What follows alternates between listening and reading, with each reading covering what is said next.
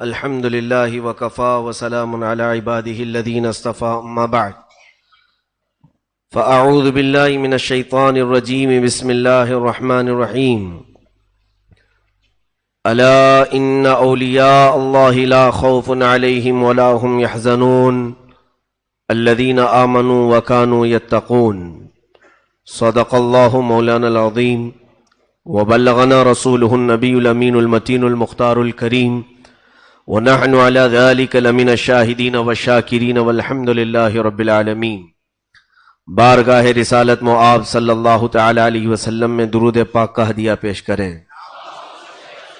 اللہم صلی علی سیدنا و مولانا محمد معدن الجود والکرم منبع العلم والحلم والحکم وآلہ واصحابہ الکرام وابنہ الکریم وبارک وسلم صلاة دائمة سرمدا ابدا۔ بگرداب بلا افتادہ کشتی ضعیفان شکستارا تو پشتی، بحق خواجہ عثمان ہارونی مدد کن یا معین الدین چشتی۔ خواجہ ہند وہ دربار ہے اعلیٰ تیرا، کبھی محروم نہیں مانگنے والا تیرا۔ عزیزان گرامی وقار، آج ہم ہمارے سلطان، ہمارے بادشاہ کی بارگاہ میں خراج عقیدت پیش کرنے کے لیے حاضر آئے ہیں۔ دنیا کے ہر خطے میں مسلمان آباد ہیں اور ہر مسلمان کے دل میں اللہ کے ولی کی عظمت ہوتی ہے، وہ اولیاء اللہ کو قدر کی نگاہوں سے دیکھتا ہے، لیکن اولیاء کاملین جس خطے میں بھی ہیں، جہاں پر بھی ہیں، وہ سب ہمارے تاج ہیں، لیکن سرکار غریب نواز رضی اللہ تعالیٰ عنہ کا حق ہم پر زیادہ اس لیے ہے کہ ہم ان کے ہم وطن ہیں، ان کے اسی ہند میں رہتے ہیں جس کی سلطنت اللہ نے انہیں پچھلے 800 سالوں سے نواز رکھا ہے۔ عزیزان گرامی، یہ وہ غریب نواز القاب میں معین الدین، سلطان الہند، عطائے رسول، خواجہ خواجگاں سیدنا حسن چشتی رضی اللہ تعالیٰ عنہ، سنجری بھی ہیں، چشتی بھی ہیں، اجمیری بھی ہیں۔ اس مقدس بارگاہ میں ہم کچھ خراج عقیدت پیش کرنے سے پہلے کچھ باتوں کی طرف قرآن و حدیث کے ذریعے سے آپ کے دل و دماغ میں ابتدائی باتیں پہنچانے کی ضرور کوشش کروں گا۔ سب سے پہلی بات تو یہ ہے کہ رسول کریم صلی اللہ تعالی علیہ وسلم نے ارشاد فرمایا، عند ذکر الصالحین تنزل الرحمہ، جب اللہ کے صالح اور نیک بندوں کا ذکر کیا جاتا ہے تو رحمتیں اترتی ہیں۔ ان بزرگوں کا ذکر کرنا ہمارے مقدر میں آیا ہے اس لیے کہ ہم اللہ کی رحمت کے طلبگار ہیں۔ ذکر ان کا ہوتا ہے، رحمت اللہ اتارتا ہے، یہ حدیث پاک میں ہے۔ اور قرآن کی طرف جب چلے تو قرآن نے ان کے ہی متعلق تو فرمایا، یا ایھا الذین آمنوا اتقوا اللہ وکونوا مع الصادقین، اے ایمان والو اللہ سے ڈرو اور سچوں کے ساتھ رہو۔ اب سچوں کے ساتھ رہنے کا حکم ہے تو پھر اس اجمیر کے داتا و خواجہ سے سچا ہمارے ہندوستان میں ہے کون ہے؟ اور سچائی کیا ہے انہوں نے ہندوستان کو بتائی ہے۔ یہ دو چیزیں اپنے ذہن و دماغ میں رکھیں کہ ہم جب کبھی کسی ولی کی یاد منانے کے لیے بیٹھتے ہیں تو یہ بہت سارے لوگوں نے آج افواہ جو پھیلا رکھی ہے، یہ بریلویوں کا طریقہ ہے۔ یہ بریلوی عرس منانے والے، اولیاء کی باتیں کرنے والے ہیں۔ کاش وہ اس بات کو سمجھ جاتے کہ یہ عقیدہ بریلی کا نہیں، قرآن کا ہے اور میرے مصطفیٰ کا ہے۔ قرآن نے کہا اولیاء کا ذکر کرو اور ان کے ساتھ رہو، اور قرآن تو یہ بھی کہتا ہے خبردار، اللہ کے ولیوں کو نہ کوئی خوف ہے نہ انہیں کوئی غم ہے۔ اور حدیث پاک میں میرے آقا صلی اللہ علیہ وسلم فرماتے ہیں جب جب ذکر کرو گے اللہ کی رحمتیں اتریں گی۔ اور رہی بات دشمنی کی تو سوچنا بھی مت، من عادى لی ولیا فقد آذنته بالحرب، اللہ رب العزت خود فرماتا ہے اے محبوب آپ فرما دیں جس نے میرے کسی ولی سے دشمنی کی میں اس کو اپنے ساتھ جنگ کرنے کا اعلان کرتا ہوں. آئے میرے ساتھ وہ جنگ کرے، مجھ سے لڑے. یہ رب ذوالجلال کو گوارا نہیں کہ اس کے دوستوں کو کوئی ستائے، اس کے محبوبوں کو کوئی پریشان کرے. ایک بات یاد رکھنا، اولیاء کاملین میں اکثر اولیاء تو بڑے جمالی رہے ہیں، بہت ہی صبر و تحمل والے رہے ہیں. کبھی انہوں نے پلٹ وار کسی پر نہیں کیا، نہ زبان سے نہ ہاتھ سے، اکثر اولیاء کاملین.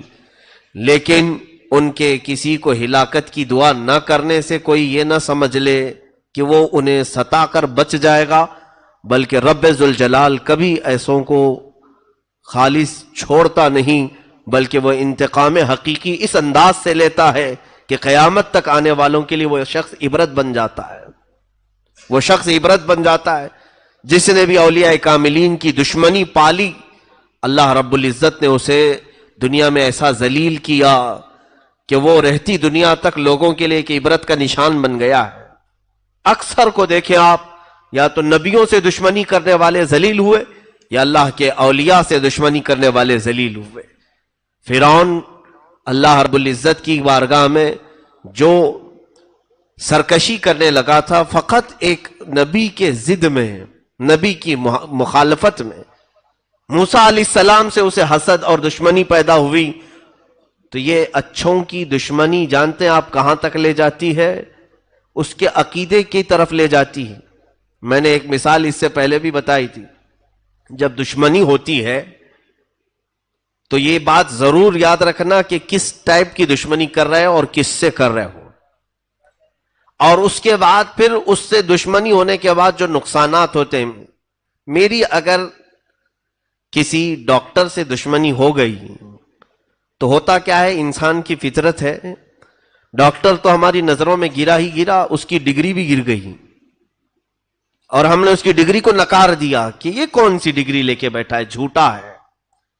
اور اس کے بعد اگر وہ اپنی ڈگری کی سرٹیفکیٹ دکھا بھی دیا تو دشمنی کی وجہ سے ہم اس میں عیب تلاش کرنے شروع کریں گے کہ اس کی ڈگری میں یہ خامی ہے، اس کی ڈگری کمال کو نہیں پہنچی ہوئی. دشمنی شخص سے تھی لیکن بڑھتے بڑھتے اس کی ڈگری تک پہنچ گئی.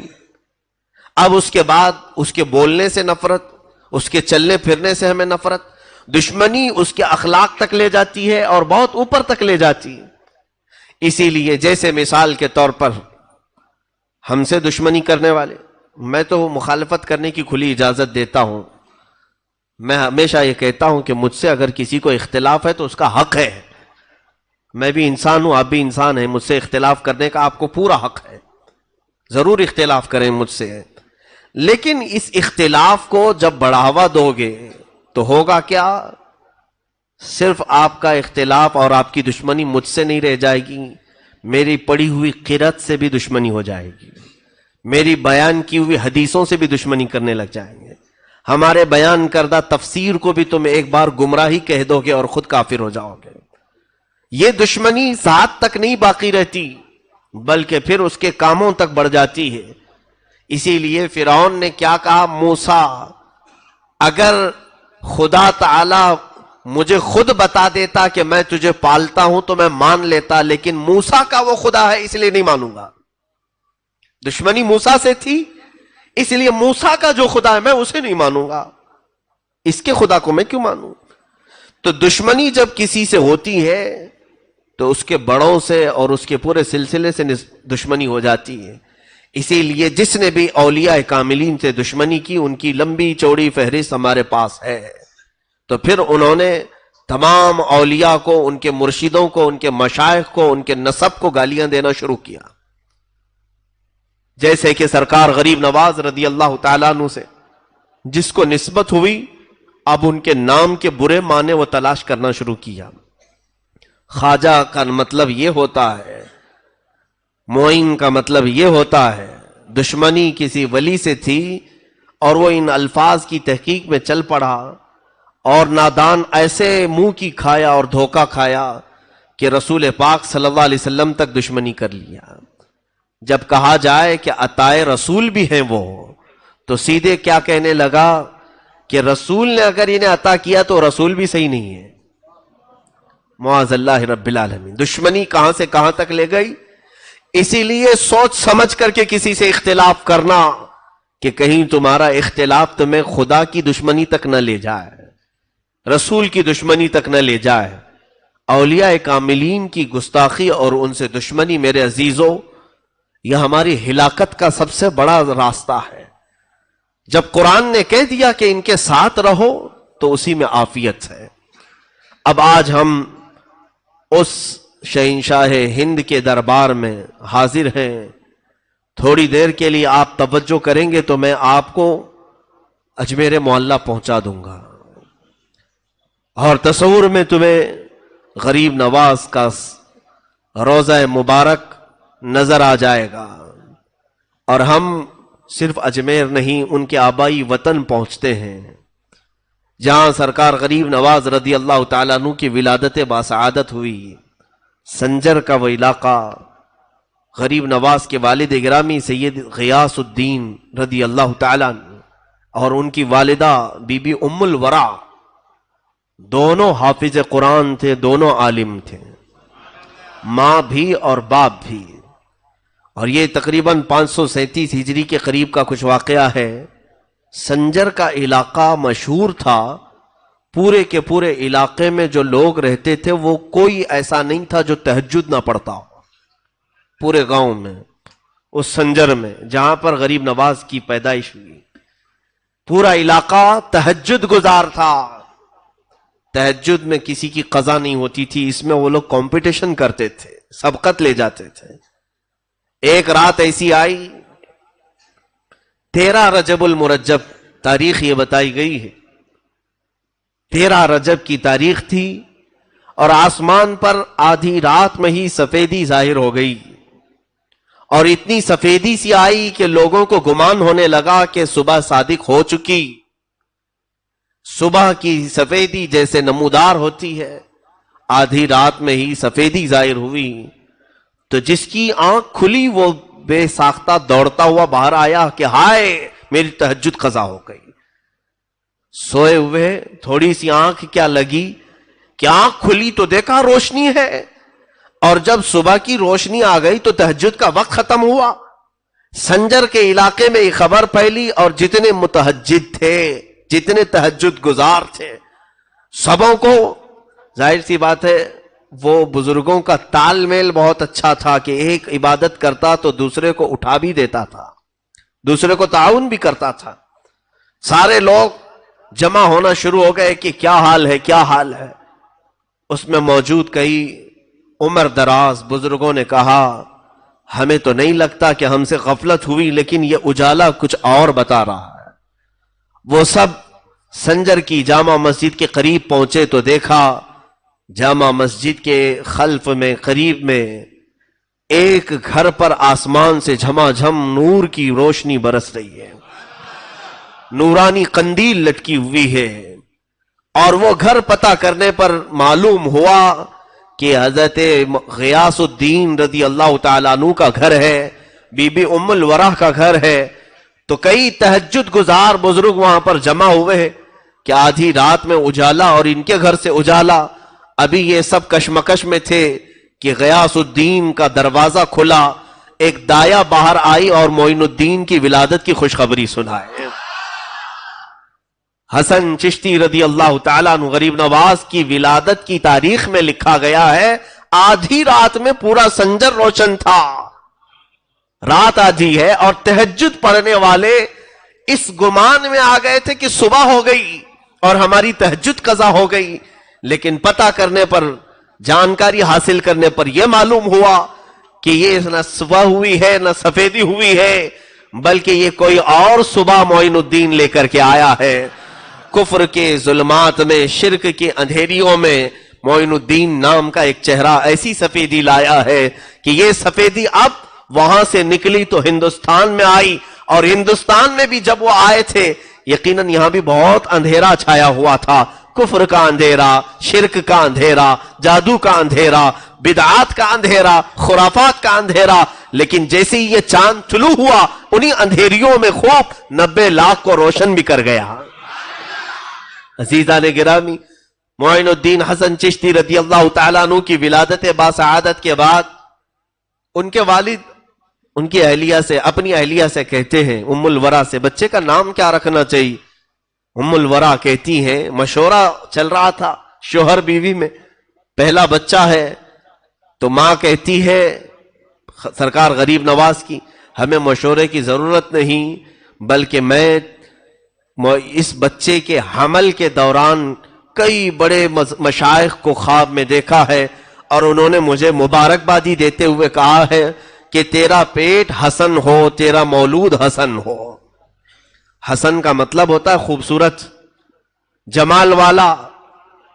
تو یہ مشائخ نے میرے حمل کے دوران مجھے رات میں کئی ایسی خوشخبریاں سنائی تھی کہ تیرا پیٹ، تیرا شکم حسن ہو اور تجھ سے پیدا ہونے والا حسن ہو۔ حسن کا مطلب خوبصورتی، تو کیوں نہ ہم ان مشائخ کی اسی بشارت پر بچے کا نام حسن رکھتے ہیں۔ اور پھر جب ان دونوں نے حسن نام رکھا تو غیب سے ندا آنے لگی، حسن معین الدین، حسن معین الدین، یعنی یہی حسن ہے جو دین کی مدد کرے گا۔ معین کا مطلب ہوتا ہے مدد کرنے والا۔ اب یہ بچپن کی آپ کی ولادت کے بعد پرورش جو ہوئی، اب اس میں بتانے کی چندہ ضرورت نہیں، آپ کو میں بات بتا دوں۔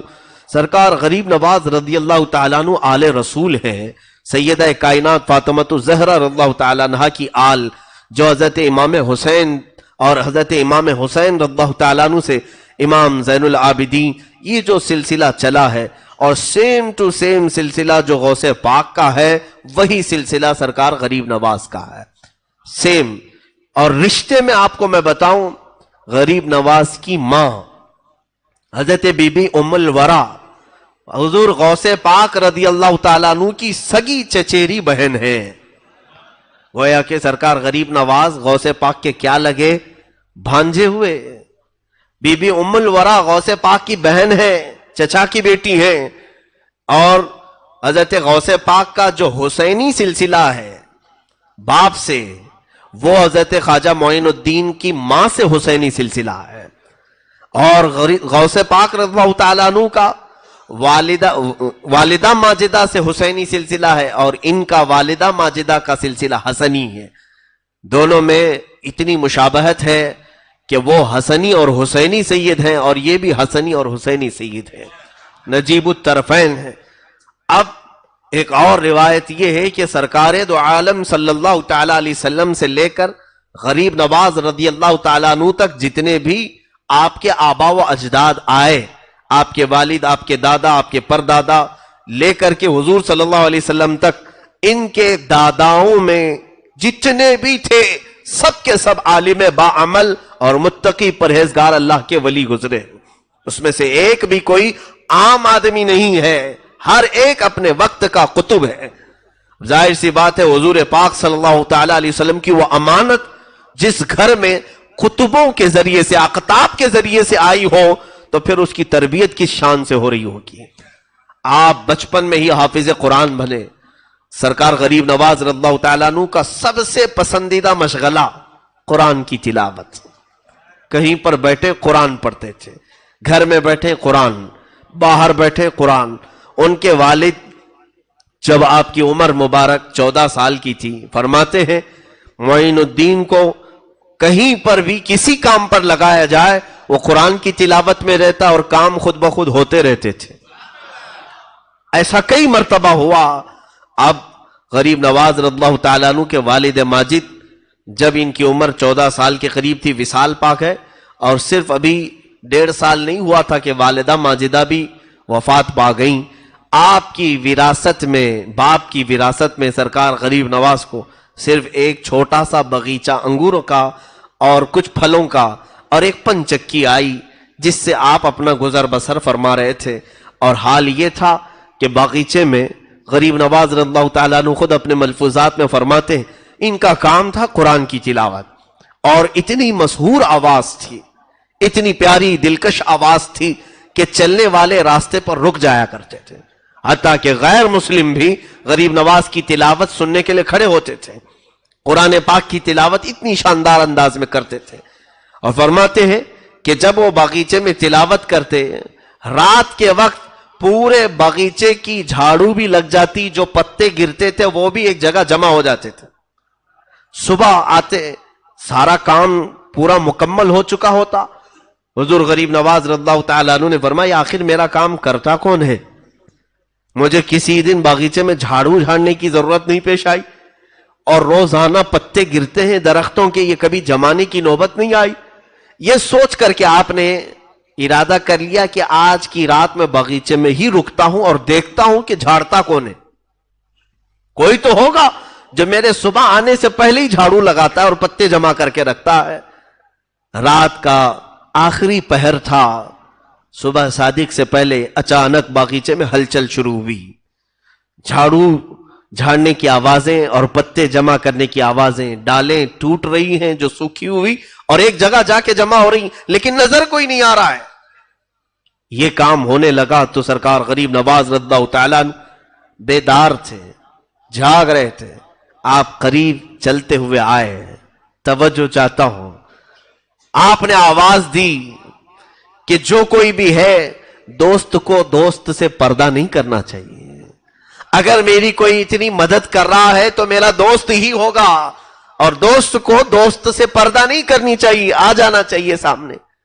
جیسے ہی آپ نے آواز لگائی اچانک 6 لوگ وہاں پر نمودار ہوئے. 6 ایسے بزرگ تھے, ان کی حیت شکلیں بہت ہی اعلیٰ قسم کی اور بہت ہی اونچی. سرکار غریب نواز نے پہلی مرتبہ انہیں دیکھا, پوچھا آپ حضرات ہیں کون؟ تو انہوں نے کہا ہم سب جنات ہیں. جنات ہیں. ان کی عمریں کئی 100 سال کی تھیں. کہا کہ بچپن سے آپ اپنے والد کے ساتھ اس باغیچے میں آتے ہیں اور آپ قرآن کی تلاوت کرتے ہیں, تو ہم آپ کا قرآن کا تلاوت کرنا برسوں سے سن رہے ہیں, اور آپ کا سن کر کے ہمارا قرآن صحیح ہو گیا ہے. ہم قرآن پڑھنے میں تجوید میں غلطیاں کرتے تھے, جب سے آپ کی تلاوت قرآن ہم نے اس باغیچے میں سنی, ہماری تلاوت صحیح ہوئی, ہماری تجوید صحیح ہوئی. اس اعتبار سے آپ ہمارے استاد ہوتے ہیں. استاد کا اتنا ادب و احترام تو کرنے کے حق ہمیں بنتا ہے. آپ کے باغیچے کی اگر ہم رکھوالی نہ کریں تو پھر کون کرے؟ ہم آپ کے شاگرد ہیں قرآن کی تلاوت کے اعتبار سے.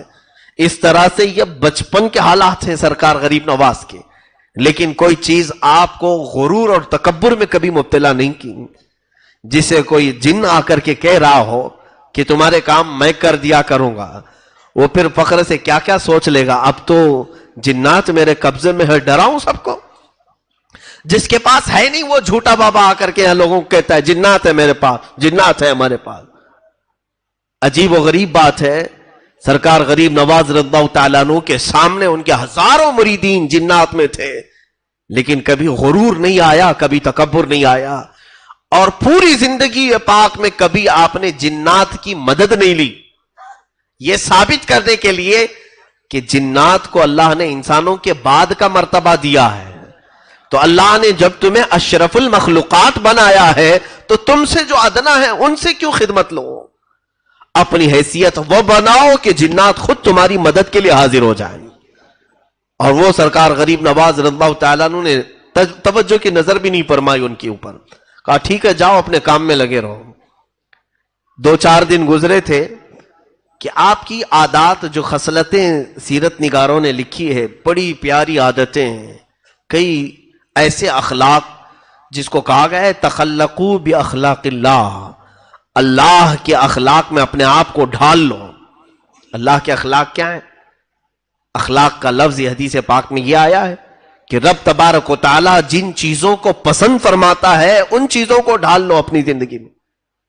حضرت معین الدین حسن چشتی غریب نواز رضی اللہ تعالیٰ عنہ کی عادتوں میں بچپن سے غریب نوازی رہی ہے, چھوٹی عمر سے ہی, یہاں تک کہ چھوٹی عمر میں جب آپ کی ولادت ہوئی اس وقت سے لوگوں نے دیکھا ہے کہ آپ کی غریب نوازی کیسی ہے.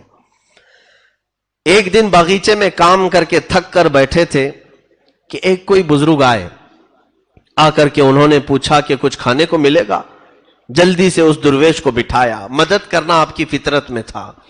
بٹھایا اور بٹھا کر کے ایک انگور کا خوشہ توڑ لائے اور لا کر کے انہیں بڑے ادب سے دھل کر کے صاف کر کے ایک ایک انگور پیش کرتے تھے، جیسے کوئی اپنے عزیز مہمانوں کے لیے کرتا ہے۔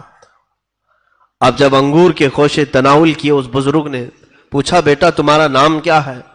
کہا میرا نام حسن ہے اور لوگ معین الدین بھی کہتے ہیں۔ وہ بزرگ چونک گئے اور اس کے بعد انگور کے خوشے کھاتے کھاتے وہ رک گئے۔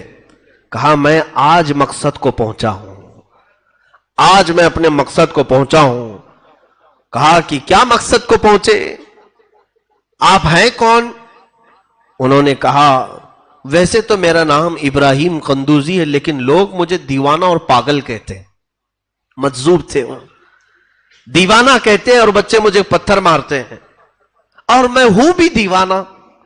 اس بزرگ نے کہا تو حضرت غریب نواز کے بچپن کے حالات ہیں۔ پوچھا آپ دیوانے ہیں تو کس کے؟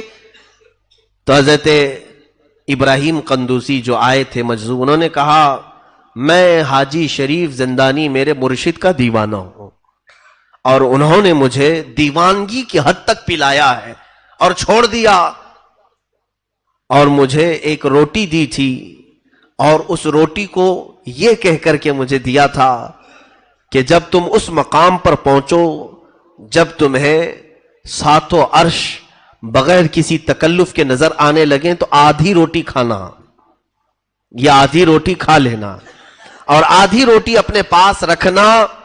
ایک بچہ آئے گا معین الدین حسن نام کا، یہ اس کی امانت رہے گی۔ میں اس آدھی روٹی کو پچھلے 30 سالوں سے سنبھال کر رکھا ہوں۔ آدھی روٹی کو، نہ روٹی سوکھتی ہے نہ سڑتی ہے، میری جھولی میں ایسی ہے۔ وہ روٹی اٹھائی، حضرت غریب نواز کو دیا کہ یہ آپ کی امانت ہے، اور اس کے بعد وہ اچھل کود کرتے رہے جیسے دیوانے کرتے ہیں، کپڑے پھاڑتے رہے اور بال اچھالتے رہے اور چلے گئے، غائب ہو گئے۔ حضرت سرکار غریب نواز ان کو پوچھ رہے تھے کہ حاجی شریف زندانی ہے کون جنہوں نے روٹی بھیجی ہے؟ یہ چشتی سلسلہ ہے کیا؟ حضرت ابراہیم قندوزی اچھل کود کرتے ہوئے کہے تو اسی لیے بنا ہے، تجھے سب پتا ہو جائے گا، تو اسی کام کے لیے پیدا کیا گیا ہے، تجھے سب معلوم ہو جائے گا، اب مجھے بتانے کی ضرورت نہیں۔ غائب ہو گئے۔ وہ آدھی روٹی کھانے کے بعد جو غریب نواز کی زندگی پلٹی ہے، اب دنیا سے رغبت ہی ختم ہو گئی، نہ انگور کے باغیچے میں دل لگتا تھا نہ پنچکی میں۔ اب تک تو قرآن کی تلاوت کرتے ہی رہتے تھے، لیکن اب بے قراری اتنی بڑی، آپ نے سوچا کہ اس دنیا فانی میں رکھا کچھ نہیں ہے، میں رب تبارک و تعالیٰ کے قریب بڑھنے کے لیے کسی شیخ کامل کی طرف چلتا ہوں، علم دنیاوی، علم ظاہری، علم شریعت مصطفیٰ صلی اللہ علیہ وسلم، علم باطنی، یہ تمام علوم کے لیے میں نکلتا ہوں۔ وہ 14 سال کی عمر ہے، اس وقت یہ باغیچہ پورا آپ نے بیچ دیا، پنچکی بھی بیچ دیا، اور جو مال ملا وہ سب فقراء اور مساکین میں تقسیم کیا، تھوڑا سا اپنے کھانے کے لیے اور سفر کے لیے رکھا اور نکل پڑے۔ کچھ لوگوں سے پوچھا علماء کا مرکز کہاں ہے، اقطاب اولیاء کہاں رہتے ہیں؟ کچھ لوگوں نے بغداد کا نام لیا، کچھ لوگوں نے سمرقند کہا، کچھ لوگوں نے بخارا کہا، کچھ لوگوں نے نیشاپور کہا۔ یہ بڑے بڑے، ظاہر سی بات ہے اگر آج ہم سے آپ پوچھیں گے کہاں علم کا مرکز ہے تو ہم بھی 2-3 چیزیں بتا دیں یا کوئی اور بتا دے۔ غریب نواز کو جب اولیاء کاملین کے مرکز کے بارے میں یہ تمام شہروں کا ایڈریس بتایا گیا، آپ نکل پڑے۔ آپ نے ارادہ کیا سب سے پہلے میں بغداد چلتا ہوں۔ بغداد کے سفر پر نکلے، کیسے؟ اسی سنجر سے جب نکلے تو کچھ بھی نہیں تھا، گھر بھی نہیں، کوئی چیز نہیں۔ راستے میں سفر کے دوران آپ کو میں حیرت انگیز بات بتا دوں، غریب نوازی کہتے کسے ہیں؟ آپ بیچ راستے میں پہنچے تو ایک ایسا ویرانہ تھا، بہت دور تک جنگل اور بیابان، جہاں ہو کا عالم طاری ہے، کوئی بھی نظر نہیں آتا۔ 2 لوگوں کو دیکھا گدڑی میں بیٹھے ہوئے ہیں، لیکن تھے وہ ڈاکو، وہاں بھیس بدل کر کے بیٹھتے تھے، روز آنے جانے والوں کو رو دھو کر کے یا کسی طرح ڈاکہ ڈال کر کے مال حاصل کرتے تھے۔ اس وقت جب سرکار غریب نواز کا گزر اس راستے سے ہو رہا تھا تو وہ دونوں ایک درخت کے نیچے بیٹھے، ان کے قریب آنے سے پہلے خود غریب نواز ان کے پاس گئے، پوچھا اس بیابان میں آپ 2 لوگوں کا تنہا رات میں بیٹھنا کیا معنی رکھتا ہے؟ انہوں نے کہا ہم در حقیقت اجنبی ہیں، پریشان حال ہیں، ہمارے پاس کچھ بھی نہیں ہے، اگر آپ کے پاس کچھ کھانے کی چیز ہے تو دے دے۔ اپنی جھولی میں سرکار غریب نواز کے جو کچھ کھانے کا رکھا تھا سب اٹھا کے ان کے سامنے رکھا۔ وہ دونوں رہزن ڈاکو کھاتے رہے۔ جب کھانا مکمل ہو گیا تو پوچھا کہ کچھ مال بھی ہے تو دے دے۔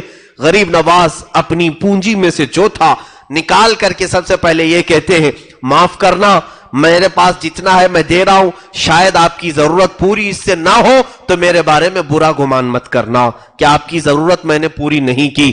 یہ کہہ کر کے مال پورا دیا، پورا دے کر کے یہ کہہ رہے ہیں اگر تمہاری ضرورت پوری نہ ہوئی تو مجھے برا مت سمجھنا، میری جتنی طاقت تھی میں نے دے دیا۔ جھولی پوری جھٹک دی ان کے سامنے۔ وہ دونوں رہزن ڈاکوؤں نے یہ پورا مال لیا اور پوچھا آپ کہاں جا رہے ہیں؟ غریب نواز نے فرمایا بغداد کا سفر ہے، وہاں سے نیشاپور ہے۔ غریب نواز کی یہ بات سن کر وہ دونوں کہنے لگے، اے اجنبی مسافر، تمہیں معلوم ہے بغداد یہاں سے کتنا لمبا سفر ہے؟ کہا ہاں معلوم ہے، 1 مہینے کی مسافت ہے، 1 مہینے کا سفر ہے پیدل، اور اس کے آگے نیشاپور اتنا ہی آگے ہے۔ غریب نواز سے ان دونوں نے کہا 1 مہینے کا سفر ہے، آپ کی جھولی میں نہ کھانا باقی رہا نہ مال باقی رہا، آپ کیسے آگے کا سفر طے کریں گے؟ غریب نواز نے پلٹ کر کے کہا اس بیابان اور ویرانے میں تم جیسوں کو مولا مجھ سے مال پہنچا سکتا ہے تو میرے سفر میں بھی وہی انتظام کرے گا۔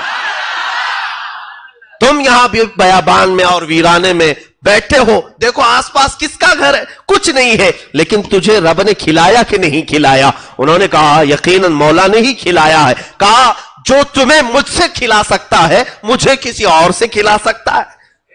اس کے بعد وہ دونوں کی آنکھوں سے ایسے آنسو جاری ہوئے، دونوں نے توبہ کی، قدم پکڑ لی اور کہا معاف کریں، ہم نہ اجنبی ہیں نہ مسافر ہیں، ہم نے دھوکہ دیا ہے آپ کو، ہم ڈاکو ہیں، مال لوٹتے ہیں جو بھی یہاں سے گزرتا ہے، کبھی اسے میٹھی چپڑی باتیں کر کے اور کبھی زور زبردستی۔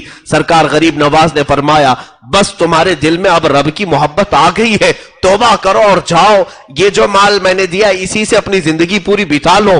ان دونوں نے کہا نہیں حضور، آپ جا رہے سفر میں، یہ مال رکھ لیں۔ غریب نواز نے فرمایا اللہ رب العزت کی رب العالمین کی یہ شان ہے، جب وہ بندوں کو دیتا ہے تو واپس نہیں لیتا، تو بندہ بندے کو دے کر واپس مانگے یہ مولا کو پسند نہیں ہے، میرے رب کو اچھا نہیں لگے گا۔ اس لیے ہبہ جو ہوتا ہے وہ بخشش ہے اور بخشش دوبارہ مانگی نہیں جاتی، آپ رکھ لو اسے۔ غریب نواز نے واپس 1 پیسہ بھی نہیں لیا، سفر میں چل پڑے۔ بیچ راستہ رات کا آدھا پہر گزرا بھی نہیں تھا کہ ایک خاتون اس راستے پر اچانک وارد ہوئی اور کہنے لگی اے معین الدین حسن، آپ مسافر ہیں علم دین کے، آپ مسافر ہیں راہ خدا کے، کیا ہی اچھا ہو کہ آپ میرے گھر میں آج ایک دن مہمان نوازی کو قبول کر لیں۔ غریب نواز نے اس بوڑھی عورت کے گھر مہمان نوازی کو قبول کیا، کھانا کھائے، رات گزاری، صبح اٹھ کر کے چلے۔ وہ دونوں جو رہزن ہیں وہ غریب نواز کے مرید بھی ہیں، خلیفہ بھی ہیں۔ وہ کہتے ہیں ہم نے غریب نواز کو رات ایک بوڑھی عورت کے ہاں قیام کرتے دیکھا، صبح جب وہ واپس وہاں سے چل پڑے ہم نے تھوڑی دور غریب نواز کو رخصت کیا، واپس آ کر کے دیکھا تو نہ بوڑھی ہے نہ گھر ہے، کوئی مکان نہیں۔ اس وقت یقین ہوا سچ فرمایا تھا معین الدین حسن نے، جو بیابانوں میں جنگلوں میں ہمیں کھلا سکتا ہے وہ معین الدین کو تنہا کیسے چھوڑ سکتا ہے۔ سرکار غریب نواز رضی اللہ تعالیٰ عنہ کا یہ اعلیٰ توکل، کچھ نہ ہو کر سفر پر چلنا۔ میرے عزیزو یہ بولنا آسان ہے، کرنا بہت بھاری ہے، بہت مشکل کام ہے۔ یہ سفر کے دوران سب چیزیں چھوڑ کر کے نکلو تو پتا چلے گا کہ سفر کسے کہتے ہیں۔ ہم تو سارے انتظامات کے ساتھ سفر کرتے ہیں، سارے انتظامات کے ساتھ، ہمارے کپڑے لتے ضرورت کی چیزیں۔ ایک آدھ سفر ہماری زندگی میں ایسا آیا ہے، مجھے تجربہ ہے، میں اپنی تعریف کے لیے نہیں کہہ رہا ہوں، اس وقت پتا چل گیا کہ سفر کہتے کسے ہیں، سفر کہتے کسے۔ سارے کپڑے بھی جا چکے تھے، سارا محل بھی جا چکا تھا اور ہم بھی علم دین کے راستے پر تھے۔ اتفاق کی بات ہے میں یہاں سے نکلا تھا، یہ صرف میں توکل کے لیے عرض کر رہا ہوں، صرف زندگی میں ایسی بات آئی تھی۔ میرا ارادہ جب ہوا تحقیق فی الفقہ، فقہ کی تعلیم حاصل کرنے کے لیے بریلی معلیٰ ہمارے مرشد گرامی کی بارگاہ میں جانے کے لیے، میں دبئی سے تراویح پڑھا کر کے آیا تھا، اور اس وقت ابھی ہماری تعلیم کا سلسلہ جاری بھی تھا، میں بھی تعلیم کمپلیٹ ختم نہیں کیا تھا، جاری بھی تھا، لیکن بیچ میں جو رمضان آتا تو تراویح پڑھاتے، اور اچھے عمدہ کپڑے وہ ایک پہلے سے چلا ہے، سارے کپڑے جمع کر کے ایک بڑے سوٹ کیس میں رکھے، اور پھر میری لکھی ہوئی کچھ کتابیں بھی تھیں جو میں نے عربی سے اردو میں ٹرانسلیٹ کیا تھا، اور کافی اچھی خاصی رقم بھی تھی، اور یہ سب چیزیں لے کر کے جب میں پہنچا تھا تو رات کا وقت تھا، اسٹیشن پر مجھے یاد ہے 4 بجے کے قریب ٹرین پہنچی تھی۔ ہمارے برادر مکرم اور میرے استاد نے کہا بھی تھا کہ بریلی کا اسٹیشن آبادی سے کافی دور ہے، رات میں اگر پہنچو تو باہر مت نکلنا، صبح ہونے کا انتظار کرو، اس لیے کہ ڈکیتی بہت زیادہ ہوتی، وہاں پر بھی ایسے حالات تھے۔ تو اسی انتظام، ٹھنڈیوں کے دن تھے، اسٹیشن پر پلیٹ فارم پر بیٹھا رہا، اور پورا سوٹ کیس ساری چیزیں میری ساتھ میں تھیں، ٹھنڈی بہت زیادہ لگ رہی تھی، 4 بجے روشنی نہیں آتی، ایک چادر نکالا اور اوڑھ کر کے بیٹھا ایک کٹے پر، اترنے والے سارے مسافر چلے گئے، ہم اکیلے بیٹھے رہے۔ بیٹھنے کے بعد تھوڑی دیر کے بعد جو ٹھنڈی میں چادر نے گرم کیا، جھپکی لگی جاتی ہے، اونگ آئی، آنکھ بند ہوئی، بیٹھے بیٹھے گھٹنوں میں سر رکھ کر کے، تھوڑی دیر کے بعد سر جھٹکا اور جھنجلا کر کے اٹھا تو دیکھا نہ بیگ ہے نہ سوٹ کیس ہے، کچھ بھی نہیں۔ دیوانوں کی طرح ادھر سے ادھر دوڑتا رہا، میں بھی طالب علم تھا، اسٹوڈنٹ تھا، پورے پلیٹ فارم پر کہیں کوئی نظر نہیں آ رہا ہے۔ پولیس سے جا کر کے کہا، جو بیٹھے تھے ڈیوٹی پر ان کو ہم سے زیادہ اونگ لگی ہوئی تھی، ہلا کر کے جب اٹھایا تو دل نے یہی کہا کہ مجھ سے زیادہ تو یہ سو رہے ہیں، میرا بیگ یہ کیا دیکھیں گے۔ ویسے بھی انہوں نے مایوس کن جواب دیا اور واپس پلٹ آئے، دل کھٹا ہو گیا تھا، یہ تو ابتدا ہے، یہاں آنے میں سارا لٹ گیا۔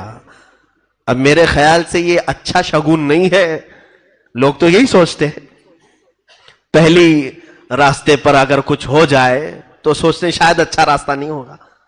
اس وقت خیالات عجیب عجیب طرح کے آنے لگے۔ اب یہ سفر میں ہے، کوئی جانکار پہچان کا نہیں تھا، ایسی نوبت تھی کہ اسٹیشن سے مزار اعلیٰ حضرت پر جانے کے لیے اب جو کچھ بھی رقم تھی وہ ایک آٹو کو دینے کے برابر کی تھی، رکشے والے کو دینے کے برابر۔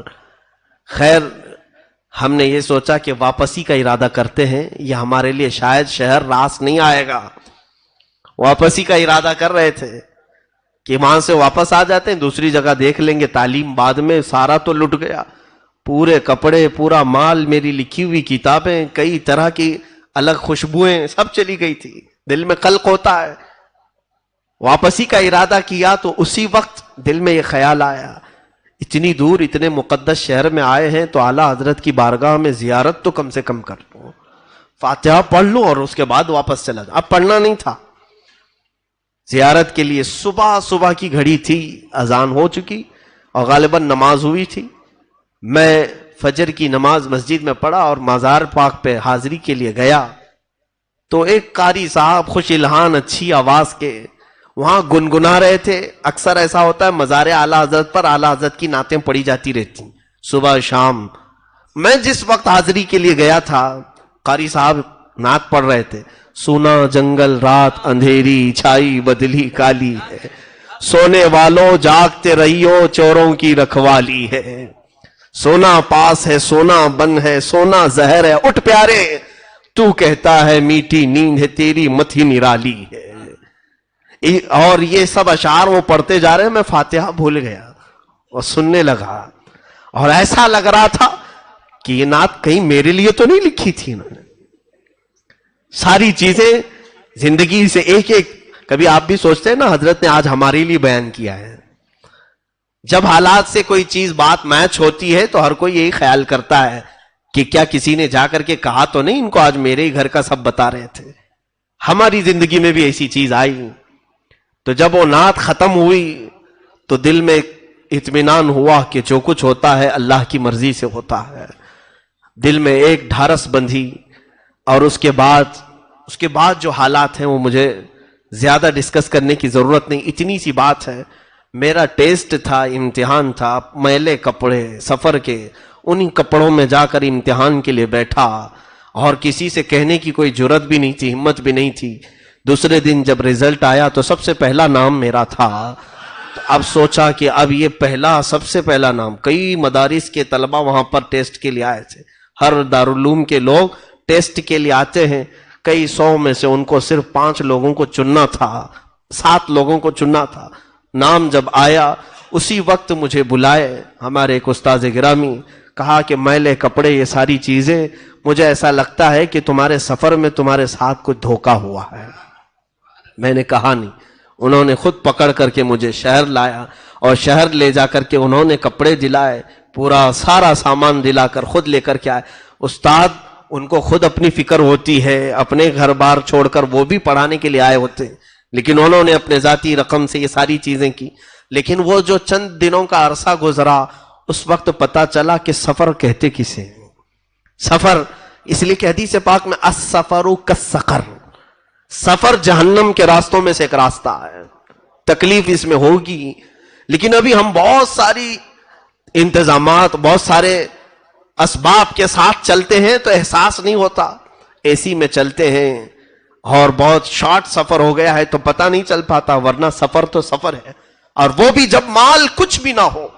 اور اسی سفر کے متعلق میرے آقا صلی اللہ علیہ وسلم نے فرمایا کن عابدی سبیلا فی الدنیا کأنک غریب. اے بندے تو دنیا میں مسافر کی طرح جی، ایسا جیو جیسے کہ تم مسافر ہو. اس لیے کہ مسافر بہت سامان نہیں لیتا، سب چھوڑ کر جاتا ہے. اور سرکار غریب نواز رضی اللہ تعالیٰ عنہ نے اس حدیث پر عمل کر کے دکھایا، عمل کر کے ایسے دکھایا کہ سب کچھ چھوڑا اور پوری زندگی سفر کی حالت میں رہے. پوری زندگی مسافر جیسا رہتا ہے ویسی رہے. جو آپ نے سارا سامان بیچ دیا تھا، رقم بیچی، پھر ان کے راستے میں کون کھلاتا ہے کسی کو کوئی فکر کرنے کی ضرورت نہیں ہوتی. آپ اس طرح سے بغداد مقدس جب پہنچے تو سرکار غوث پاک سے آپ کی ملاقات بھی ہوئی، اور روایات میں ہے کہ تقریباً 57 دن تک سرکار غریب نواز غوث پاک کے ساتھ ایک ہی حجرے میں بیٹھے رہے، ایک ہی حجرے میں. اور غوث پاک رضی اللہ تعالیٰ عنہ نے باہر نکل کر کے اپنے مریدین سے کہا اے لوگوں اسے جانتے ہو، یہ جس علاقے سے آیا ہے وہاں سب علاقے کا یہ مقتدا ہوگا. مقتدا کہتے ہیں لیڈر کو، راجا کو. آج بھی اسی لیے لوگ راجا کہہ رہے ہیں، اسی لیے کہتے ہیں. غریب نواز کو غوث پاک نے فرمایا تھا یہ جس علاقے سے آیا ہے اس علاقے کا مقتدا ہوگا، لیڈر ہوگا. اور ایسا مقتدا انہیں بنایا گیا ہے کہ زمانے گزرتے گئے لیکن وہ مقتدائی اور وہ لیڈرشپ کبھی ختم نہیں ہوتی، وہ سلطنت اور حکومت ختم نہیں ہوتی. سرکار غریب نواز رضی اللہ تعالیٰ عنہ وہاں سے نکل کر پھر نیشاپور پہنچے. وہاں پر کچھ لوگ آئے اور ان سے بزرگوں کے بارے میں بات چیت کر رہے تھے. تو ایک بزرگ کا نام انہوں نے لیا کہ یہاں پر ایک بزرگ ہے حاجی شریف زندانی. جیسے ہی نام سنا اچھل پڑے، یہ کہاں رہتے ہیں؟ کہا بس نیشاپور سے 8 میل دور ہے. لیکن ان سے ملنے سے پہلے آپ حضرت خواجہ عثمان ہارونی سے ملے. کہا وہ کہاں رہتے ہیں؟ کہا وہ مدینہ طیبہ میں رہتے ہیں. اس لیے کہ خواجہ شریف زندانی اب کسی کو ملتے نہیں، وہ اندر ہو چکے ہیں. زندانی کہتے ہیں قیدی کو، قیدی کو. حاجی شریف رحمت اللہ تعالی علیہ پوری زندگی اپنے آپ کو قید خانے میں رکھ دیا تھا، قید خانہ جیسا ہوتا ہے. ان کو زندانی کہتے ہیں، قیدی کی طرح رہے. اس لیے کہ میرے آقا نے حدیث میں فرمایا دنیا سجن للمؤمنین و جنت للکافرین. دنیا مومن کے لیے قید خانہ ہے. تو یہ اولیاء ایک ایک حدیث کو لیتے تھے اور اس پر عمل کر کے دکھاتے تھے، قیدی بن کر کے رہے. سرکار غریب نواز رضی اللہ تعالیٰ عنہ وہاں سے مدینہ طیبہ پہنچے. مدینہ طیبہ میں خواجہ عثمان ہارونی کا بول بالا تھا. اس وقت وہ بڑے شیخوں میں گنے جاتے تھے. ایک مقام پر آپ درس دے رہے تھے خواجہ عثمان ہارونی. حضرت خواجہ غریب نواز رضی اللہ تعالیٰ عنہ اس حجرے میں داخل ہوئے اور کونے میں بیٹھ گئے. وہاں بڑے بڑے مشائخ بیٹھے ہوئے تھے جو ان کی تربیت میں تھے. خواجہ عثمان ہارونی آنکھ بند کر کے وہ بیان کرتے تھے، وہ توحید پر بیان کر رہے تھے، اچانک آنکھ کھولی اور کہا گلستان توحید کا کوئی چمکتا ہوا ستارہ مجھے میری محفل میں دکھ رہا ہے، توحید کا کوئی علمبردار میری محفل میں مجھے نظر آ رہا ہے۔ آنکھ کھولی اور محفل سے اٹھے اور اس کونے پر جا کر غریب نواز کا ہاتھ پکڑ کر اٹھایا اور کہا مرحبا مرحبا، آؤ ہماری گدی پر بیٹھو۔ اجنبی تھے غریب نواز، انہیں پکڑ کر کے لائے۔ یہی تو ہم کہتے ہیں کہ اولیاء کاملین صرف ظاہر کو نہیں دلوں تک کو دیکھتے ہیں، ان کی نگاہیں اندر تک کو دیکھتی ہیں۔ حضرت خواجہ غریب نواز کو لایا اور اپنی گدی پر جب بٹھانا چاہے تو آپ کا جسم کانپنے لگا۔ حضرت خواجہ عثمان ہارونی نے کہا کہ تم میں نے جو بیان کیا ہے اس ادھورے بیان کو مکمل کرو۔ توحید پر بیان کر رہے تھے، حضرت خواجہ غریب نواز ان کے سامنے ہی کھڑے ہوئے اور باقی توحید پر جب بیان کرنے لگے، اللہ اکبر۔ روایت میں ہے کہ جتنے اس مجمع میں بیٹھے تھے مشائخ، سب کے سب وجد میں رب العالمین کی بارگاہ میں مہ ہو کر اپنے کپڑے پھاڑنے لگے ہیں حضرت خواجہ غریب نواز کے بیان پر۔ تب آپ نے حضرت خواجہ عثمان ہارونی رضی اللہ تعالیٰ عنہ نے کہا کہ اب میری زندگی کا اختتام آ چکا ہے، جس کا انتظار مجھے تھا وہ پہنچ چکا ہے، جس کی امانت میں پاس تھی وہ سپرد کرنے کا وقت قریب آ چکا ہے۔ اب حضرت خواجہ غریب نواز رضی اللہ تعالیٰ عنہ کو اپنی گدی کے قریب بلاتے ہیں اور پوچھتے ہیں بیٹا معین الدین آسمان کی طرف دیکھو کیا دکھتا ہے؟ کہا آسمان دکھ رہا ہے۔ زمین کی طرف؟ کہا زمین دکھ رہی ہے۔ کہا جاؤ اور 1000 بار درود پڑھو، 1000 بار استغفار، 1000 بار قل هو اللہ، یہ پڑھایا اور کچھ وظیفے پڑھائے، یا قاضی الحاجات، یا شافع یا دافع البلیات، یا کافی المہمات۔ پڑھانے کے بعد غریب نواز کو پھر بلایا۔ اب اپنی انگلیاں خواجہ عثمان ہارونی نے غریب نواز کی پیشانی پر رکھا اور پوچھا اوپر دیکھو کیا دکھتا ہے؟ کہا غریب نواز نے یا خواجہ عثمان ہارونی مجھے عرش خدا تک دکھ رہا ہے، پہلا، دوسرا، تیسرا، چوتھا، پانچواں، چھٹا، ساتواں آسمان اور سدرۃ المنتہا عرش خدا نظر آ رہا ہے۔ زمین پر دیکھو کیا دکھتا ہے؟ کہا زمین کے 7 طبق اور تحت الثری تک مجھے نظر آتا ہے، جو زمین کا سب سے نچلا حصہ ہے۔ تو اس پیر کامل نے مرید کامل کو صرف 2 انگلیوں کے درمیان سے پوری منازل طے کرا دیا۔ اور اس کے بعد ایک 4 تر کی ٹوپی ہوتی تھی سلسلہ چشتیہ میں۔ اب تو سلسلہ چشتیہ کے وہ بزرگ ہیں کہاں؟ ہوں گے، یقیناً ہوں گے، لیکن آپ مجاوروں کو سلسلہ چشتیہ کے بزرگ مت سمجھ لینا۔ مجاور الگ چیز ہے، بزرگ الگ چیز ہے۔ مجاور کہتے ہیں آس پاس رہنے والے کو، یعنی جو بھی آس پاس رہتے ہیں، ابھی جیسے آپ سب میرے مجاور ہیں، میں آپ کا مجاور ہوں، یعنی قریب رہنے والے کو کہتے ہیں۔ بعد میں یہ نہیں کہنا کہ مفتی صاحب نے پورے پاک سائٹ والوں کو اپنا مجاور بنایا ہے۔ مجاور پڑوسی کو کہتے ہیں، پڑوسی۔ تو بہرحال غریب نواز رضی اللہ تعالیٰ عنہ کا سلسلہ چشتیہ جو ہے اس میں ایک 4 تر کی ٹوپی دی جاتی ہے۔ 4 تر کی ٹوپی کیا ہے؟ وہ حضرت خواجہ عثمان ہارونی رضی اللہ تعالیٰ عنہ نے وصیت کر کے دی ہے۔ ترک کا مطلب چھوڑ دینا، ترک کرنا، چھوڑ دینا۔ سب سے پہلی چیز ترک معاصی، ہر طرح کے شبہ اور حرام چیز کو بھی ترک کر دینا، ایک ترک۔ دوسرا ترک ہے دنیا کی ضرورت کی چیزیں بھی ترک کر دینا، سوائے زندگی گزارنے کے۔ یعنی یوں سمجھ لیں کہ بہت سارا گھر بنانا، گاڑی بنگلے، یہ ساری چیزیں، یہ ترک، دوسرا ترک۔ تیسرا ترک آخرت کی زندگی کو بھی ترک کرنا اس میں لکھا گیا ہے، حالانکہ سب جگہ مقصود ہے کیا؟ آخرت، لیکن سلسلہ چشتیہ میں فرمایا گیا آخرت کا ترک، یعنی تمہیں روز محشر کا وہ خوف نہ ستائے، سورج کے قریب ہونے کا ڈر، جہنم کے ہولناک ہونے کا ڈر، زمین کے پیتل اور تانبے کا ہونے کا ڈر، یہ سب ڈر نکلے۔ آخرت کو اگر یاد کرے تو صرف اپنے خدا کے لیے، صرف میرے رب العالمین کے لیے، باقی سب چیزیں ترک۔ 3 ترک۔ اور چوتھا ترک ہے خواہشات نفس۔ فرماتے ہیں جو چیز تمہارا نفس پسند کرے اسے ترک کرنا، اور کہتے ہیں جب 4 یہ ترک کوئی کر دے تو اسے سلسلے چشتیہ کی 4 ترکی ٹوپی پہنائی جاتی تھی. وہ حضرت خواجہ غریب نواز کو ان کے مرشد نے پہنائی. اب یہاں کسی کو بھی پکڑ کے پہنا دیتے ہیں جو سارے خواہشات کا بادشاہ ہے, شیطانوں کو بھی پہناتے ہیں معاذ اللہ رب العالمین. کوئی نیتا جائے, لیڈر جائے, اسے بھی غریب نواز کی وہ چھوٹی سی چادر کو لپیٹ دیتے ہیں. 4 تر کی ٹوپی تو اب ملے گی بھی نہیں.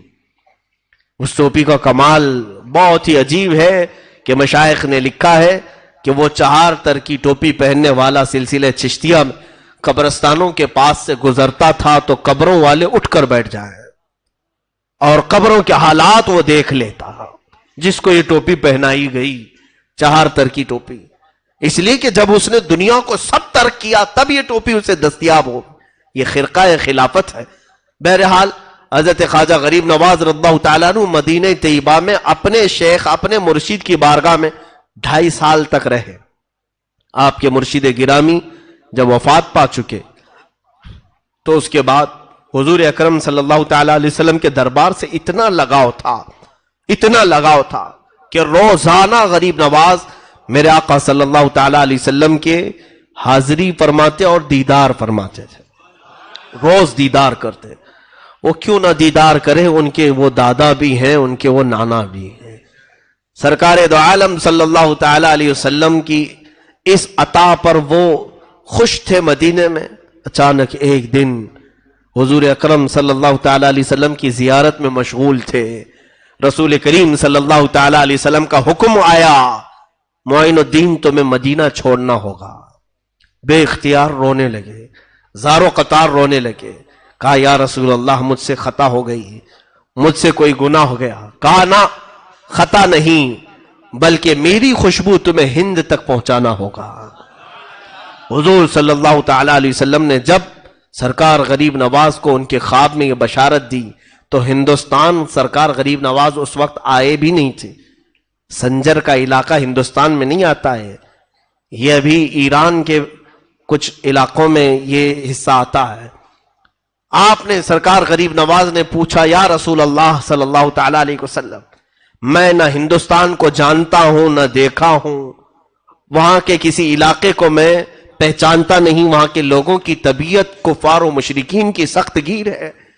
رسول کریم صلی اللہ تعالیٰ علیہ وسلم نے ان کے سامنے ہندوستان کا پورا نقشہ کھولا, راستے دکھائے اور پھر فرمایا کہ اے معین الدین تیرا پڑاؤ اس علاقے میں ہوگا. یہ کہہ کر کے میرے آقا نے اجمیر معلیٰ بھی دکھایا.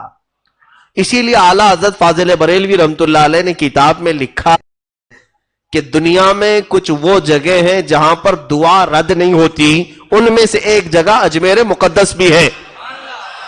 کیوں؟ اس لیے کہ اجمیر لوگوں کا بنایا نہیں, غریب نواز کو میرے مصطفیٰ نے اشارہ کر کے بتایا ہے. تو جس طرف میرے آقا کا اشارہ جائے وہ دعاؤں کی قبولیت کی جگہ ہے. اجمیر معلیٰ کی طرف میرے آقا نے اشارہ کر کے بتایا کہ یہ تمہارے پڑاؤ, یہ تمہارے ٹھہرنے کی جگہ ہے. اب بس یہ اللہ والوں کی بات ہی ایسی ہے کہ اللہ اور اس کے رسول کے حکم کے آگے یہ سر خم تسلیم کرتے ہیں. سر جھکا لیا اور صبح اٹھتے ہی سفر کے لیے روانہ ہوئے. اب سفر پر جب چلے تو پھر یہ کافی لمبا سفر تھا. کئی مشائخ کی بارگاہ میں عبادات اور ریاضات کرتے ہوئے حضرت داتا گنج بخش ہجویری رضی اللہ تعالیٰ لاہور آئے. وہاں پر آپ نے چلہ فرمایا اور وہاں سے کچھ فقیر آپ کے ساتھ ہوئے. ان فقیروں کے ساتھ ہندوستان کی سرزمین کا سفر آپ نے فرمایا. یہ وہ دور تھا جب یہاں پر راجے مہاراجے ہندوؤں کے اور بھی کئی علاقے کے کئی طرح کے مذہب والے یہاں پر جی رہے تھے اور ان کی تانا شاہی, بادشاہی, ہر طرح کے ظلم و ستم کی کہانیاں بھی بڑی دراز ہیں. اس زمانے میں کئی مسلمان بادشاہوں نے یہاں پر حملے بھی کیے اور پھر کچھ علاقے فتح بھی کیے اور کچھ جگہ اسلام کا پرچم لہرایا بھی. یہ وہ زمانہ تھا جب شہاب الدین غوری نام کا بادشاہ ہندوستان آتا اور یہاں کے راجوں سے لڑائی کرتا اور واپس شکست کھا کر کے جاتا تھا. کئی حملوں میں ایک وقت یہ آیا کہ 1,00,000 کی فوج لے کر کے وہ آیا, لیکن پھر بھی شکست کھا کر ہار کر واپس جا رہا تھا. اور اس وقت دلی کی سرزمین سے وہ نکل کر کے افغانستان کی طرف جا رہا تھا شہاب الدین غوری. یہ وہ وقت ہے جب سرکار غریب نواز 7 یا 8 فقیروں کے ساتھ ہندوستان میں داخل ہو رہے تھے. وہ داخل ہو رہے تھے جب یہ فوج شکست کھا کر ادھر جا رہی ہے اور 8 فقیر ادھر آ رہے ہیں. بادشاہ کی نظر پڑی فقیروں پر، درویشوں پر، روک لیا اپنی فوج کو، کہا انہیں لے آؤ، چہرے سے یہ مسلمان لگتے ہیں، اللہ والے دکھتے ہیں، بلا لاؤ. بلایا لایا گیا بادشاہ کے سامنے. حضرت خواجہ غریب نواز رضی اللہ تعالیٰ عنہ اور چند فقیر تھے. پوچھا کہاں کا ارادہ ہے، کہاں چلے ہو؟ حضرت غریب نواز نے آنکھیں نیچے جھکائی اور فرمایا ہندوستان فتح کرنے جا رہا ہوں. ظاہر سی بات ہے کوئی ایسی بات کہے اور ہاتھ میں کچھ بھی نہیں، سامنے والا تو ظاہری اسباب کو ہی دیکھتا ہے. بادشاہ زوردار کہا لگا کر کے فوجیوں سے کہا دیوانہ آ گیا، دیوانہ آ گیا. کہا کہ کہاں چلے ہو؟ ہندوستان فتح کرنے. یہ دیکھو میرے پیچھے 1 لاکھ کی فوج ہے، اتنے ہاتھی گھوڑے ساز و سامان ہتھیار یہ سب لے کر کئی بار میں نے حملے کیے. وہاں کی حکومتیں، وہاں کے راجے، وہاں کے مہاراجے بہت سخت گیر ہیں. شکست ہمیں ہر بار شکست کا سامنا کرنا پڑا، اور تم 8 فقیر مل کر کے کہہ رہے ہو ہندوستان فتح کرنے چلے. حضرت خواجہ غریب نواز رضی اللہ تعالیٰ عنہ نے اس کی سخت باتوں کا کوئی نوٹس نہیں لیا اور اپنے فقیروں کو ہاتھ میں پکڑا اور کہا چلو چلو چلتے ہیں. اور پھر کہا ہے بادشاہ غوری شہاب الدین، فرق تجھ میں اور مجھ میں یہ ہے کہ تو جب بھی جاتا ہے اسی فوج کے بھروسے پہ جاتا ہے، اور معین الدین صرف اللہ کے بھروسے پہ جا رہا ہے. میرا رب وہ سب سے بڑا بادشاہ ہے، اور جب وہ چاہے کسی کے قدم کو کہیں پر بھی جما دے. اور وہ الفاظ تاریخی تھے، آج بھی وہ الفاظ کی گونج ہر جگہ نظر آتی ہے. اسی معین الدین چشتی نے کہا تھا میں اللہ اور اس کے رسول کے بھروسے پر آیا ہوں. وہ بھروسہ اتنا کامل تھا کہ کوئی کچھ بھی میرے غریب نواز کا بگاڑ نہیں سکا. ہر طرح کی کوششیں ہوئی بھی، لیکن آپ کے قدم کو کوئی ذرا برابر ڈگمگا بھی نہیں سکا. عزیزان گرامی، یہ توکل غریب نواز کی زندگی سے ملتا ہے کہ ہمیں بھی یہ چاہیے کہ زندگی کے کام و کاج اللہ کے بھروسے پر کرو، رب تعالیٰ کی ذات پر چھوڑو. کوئی کیا بگاڑے گا، کسی کی کیا مجال ہے، کیا حیثیت ہے. ظاہری طور پر کوئی اگر کچھ تکلیفیں پہنچائے تو یہ ہمارے آزمائشوں کا دور ہوتا ہے. رب تبارک و تعالیٰ جب کسی کو مقام دیتا ہے تو پہلے اسے آزمائش سے گزارتا ہے، امتحانات سے گزارتا ہے. حضرت خواجہ غریب نواز رضی اللہ تعالیٰ عنہ کی سیرت پر بہت ساری باتیں ہیں، لیکن میں آج مختصر سے آپ کو گھیر دوں. اجمیر معلیٰ پہنچے تو یہاں بہت سارے مقابلے بھی ہوئے جادوگروں سے اور بہت سارے راجوں سے. کبھی انہوں نے پانی روکا، کبھی کھانا روکا، کبھی آپ کی جھوپڑیاں اجاڑ دیں، کبھی پتھر آپ کے اوپر ڈالے، سب کر کے دیکھ لیا. لیکن وہ فقیر جہاں بیٹھا تھا بیٹھا ہی رہ گیا، وہ درویش جہاں پر تھا آج تک ہے. یہ لوگوں کو ان سے بھی سبق لینا چاہیے.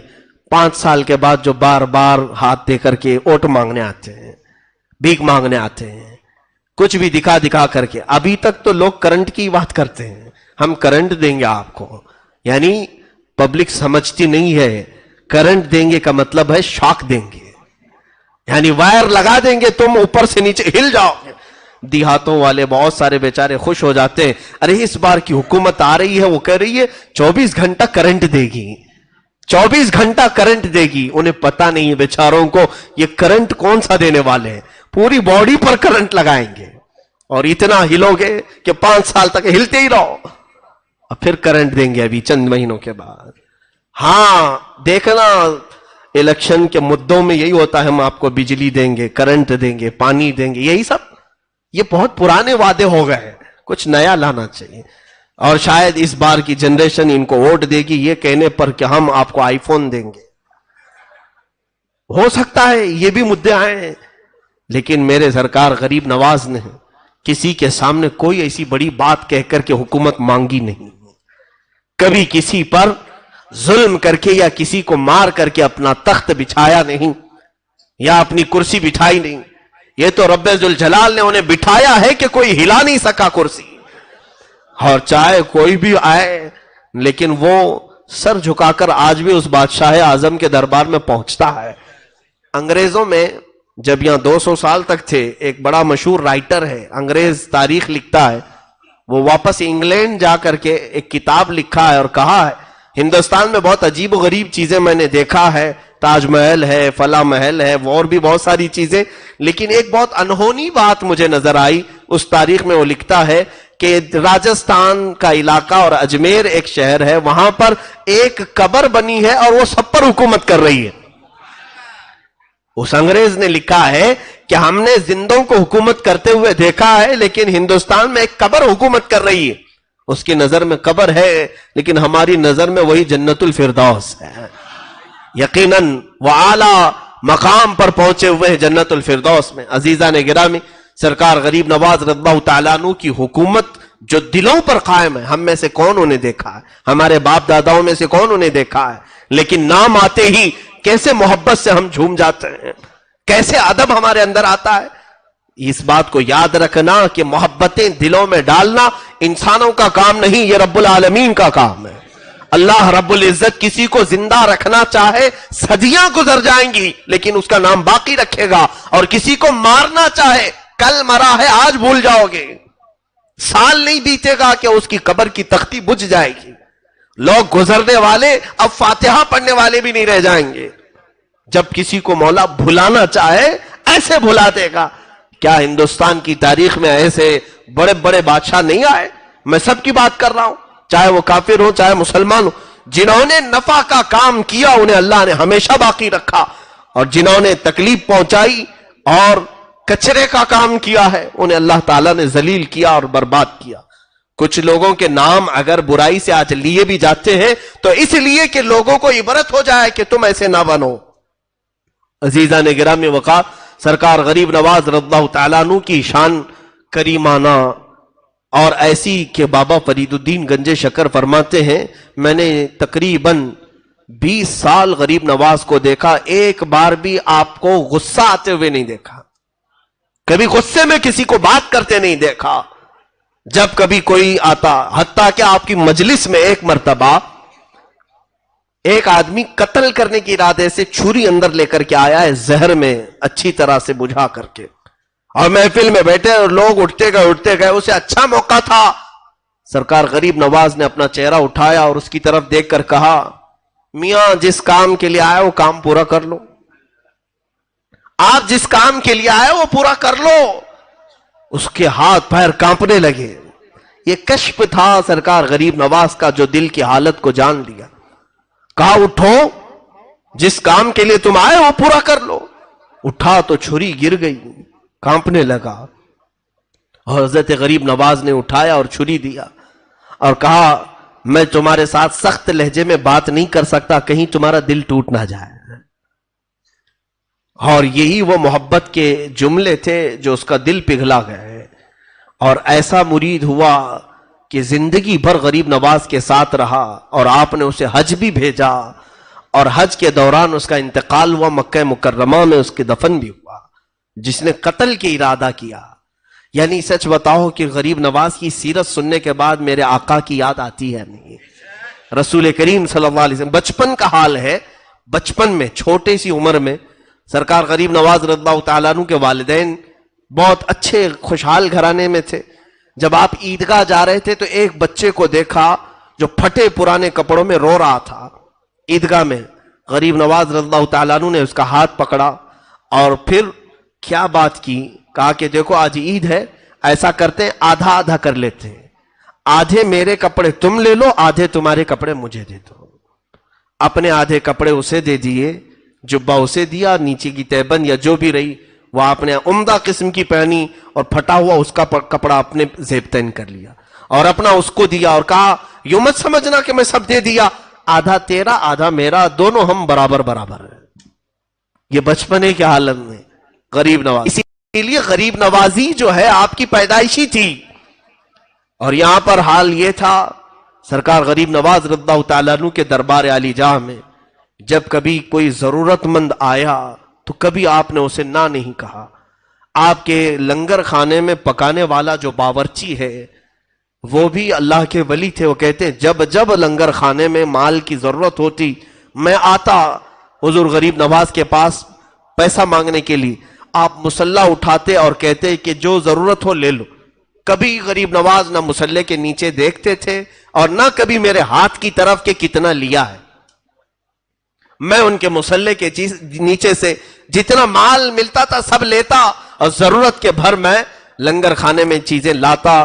پوری زندگی گزری, کبھی نہ لنگر خانے میں مجھے کوئی چیز لانے میں کمی نہیں ہوئی, اور کبھی سرکار غریب نواز نے مجھ سے سوال نہیں کیا, مجھ سے حساب بھی نہیں لیا. وہ عطائیں تھی آپ کی, اس طرح کی عطائیں. جمال تو ایسا, اللہ اکبر, عطا کرنے پر آئیں تو ایسے عطا کریں کہ سرکار غریب نواز رضی اللہ تعالیٰ عنہ کے مزار اقدس کے باہر حضرت علامہ ارشد القادری رحمۃ اللہ علیہ نے واقعہ نقل فرمایا ہے, اور بڑا دل کو ہلا دینے والا واقعہ ہے. فرماتے ہیں کہ آپ کے دربار کے سامنے بھی ایک ولی تھے. اولیاء میں دو کیٹیگریاں ہیں, کچھ اولیاء جمالی ہوتے ہیں, کچھ جلالی ہوتے ہیں. کچھ کی مزاج میں شدت ہے, کچھ کی مزاج میں نرمی ہے. حضرت غریب نواز رضی اللہ تعالیٰ عنہ کے دروازے کے باہر آج بھی ایک مزار تھا. وہ ایک بہت بڑے ولی کامل تھے سلسلہ چشتیہ کے, ان کی بھی قبر وہاں پر تھی. ان کی بھی قبر, ظاہر سی بات ہے ہر کوئی اپنے پیر کے آس پاس دفن ہونے کو پسند کرتا ہے. وہ ولی بھی وہیں دفن تھے. ایک زمانے میں ایک خاتون غریب نواز کی بارگاہ میں منتیں کر کر کے, دعائیں کر کر کے ایک بچہ مانگی تھی. بچے کی ولادت ہوئی. اللہ ہی دیتا ہے, دربار اولیاء سے دیتا ہے. رب تعالیٰ ان کی باتوں کو پسند فرماتا ہے. اور وہ عورت اپنے بچے, 1 سال کے بچے کو لے کر کے آئی تھی شکرانے کے لیے اجمیر معلیٰ میں غریب نواز سرکار کے دربار میں. لیکن وہ باہر ہی ابھی بیٹھی تھی.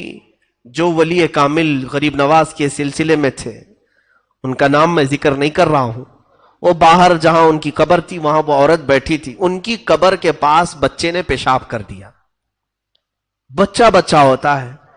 اب جب پیشاب قبر پر بہنے لگا تو اچانک قبر سے ایک ایسا اچھال آیا کہ بچہ ہوا میں اڑا, نیچے گرا اور سر پھٹ گیا. اسی وقت بچے کی آہیں نکلی اور سانس بند ہو گئی. بچے کے دل کی دھڑکنیں بند. وہ عورت بے ساختہ پکارنے لگی. بڑی منتوں کے ساتھ ایک بچہ ملا تھا. بچے نے جو غلطی کی لیکن یہ بچہ یہی مر گیا اجمیر میں. وہ رونے لگی سرکار غریب نواز کے دربار. یہ وفات کے بعد کی بات بتا رہا ہوں. بہت رو کر کے کہنے لگی کہ جب آپ کے ہی دربار سے بھیک مانگ کر میں گئی تھی تو اللہ نے مجھے بیٹا عطا کیا, اور اگر یہ واپس ہی جانا تھا تو پھر یہ بچہ آیا کیوں جو میری آنکھوں کو اتنے دن ٹھنڈک پہنچایا. میں کیسے صبر کروں گی, کیسے برداشت کروں گی. یہ کہتے کہتے وہ تھک ہار کر کے غریب نواز سرکار کی چوکھٹ پر گر گئی. تو اس کے بعد اچانک فقیروں میں آواز آئی, بچہ حرکت کر رہا ہے, بچہ حرکت کر رہا ہے. جب آ کر کے اٹھا کر کے دیکھے تو وہ بچہ زندہ تھا, اس کی سانسیں چل رہی تھی. رونے لگا اور وہ بچے کو سینے سے لگا کر دوسری طرف پانی پلانے کے لیے گئی. ساری بھیڑ اس بچے کو دیکھنے گئی. اچانک اس ولی کی قبر پھٹ گئی جو دروازے کے باہر تھے. قبر پھٹی اور وہاں سے ایک بزرگ نکلے اور کسی کو دکھائی نہ پڑے, اوجھل ہو گئے اور قبر ویسی کی ویسی رہ گئی. اور اس کو بعد میں لوگوں نے ڈھانک دیا. موجود مشائخ اور اولیاء جو تھے ان سے لوگوں نے سوال کیا کہ کیا ماجرا, ہمیں کچھ سمجھ میں نہیں آیا. تو ان بزرگوں نے ڈرتے ڈرتے کہا, بات در حقیقت بادشاہ اعظم کی ہے, سلطان اعظم کی ہے. یہ خاتون آئی تھی, یقیناً ان سے مانگا تھا غریب نواز سے. سلطان کی عطا تھی, غریب نواز کی عطا تھی. جو بچہ دیا وہ شکرانے کے لیے آئی, لیکن اس کے بچے نے پیشاب کر کے ان کے دربار میں رہنے والے ایک ولی کی قبر کی بے حرمتی کر دی. تو اس ولی کو برداشت نہ ہوا, جلال میں انہوں نے قبر سے ہاتھ اٹھایا تو بچہ اچھل کر کے گرا اور مرا. لیکن سرکار غریب نواز کو اس خاتون کا رونا دیکھا نہ گیا, اور غریب نواز نے رب ذوالجلال کی بارگاہ میں عرض کی, مولا اس بچے کو تقدیر شبہ مبرم سے تو عمر عطا فرما.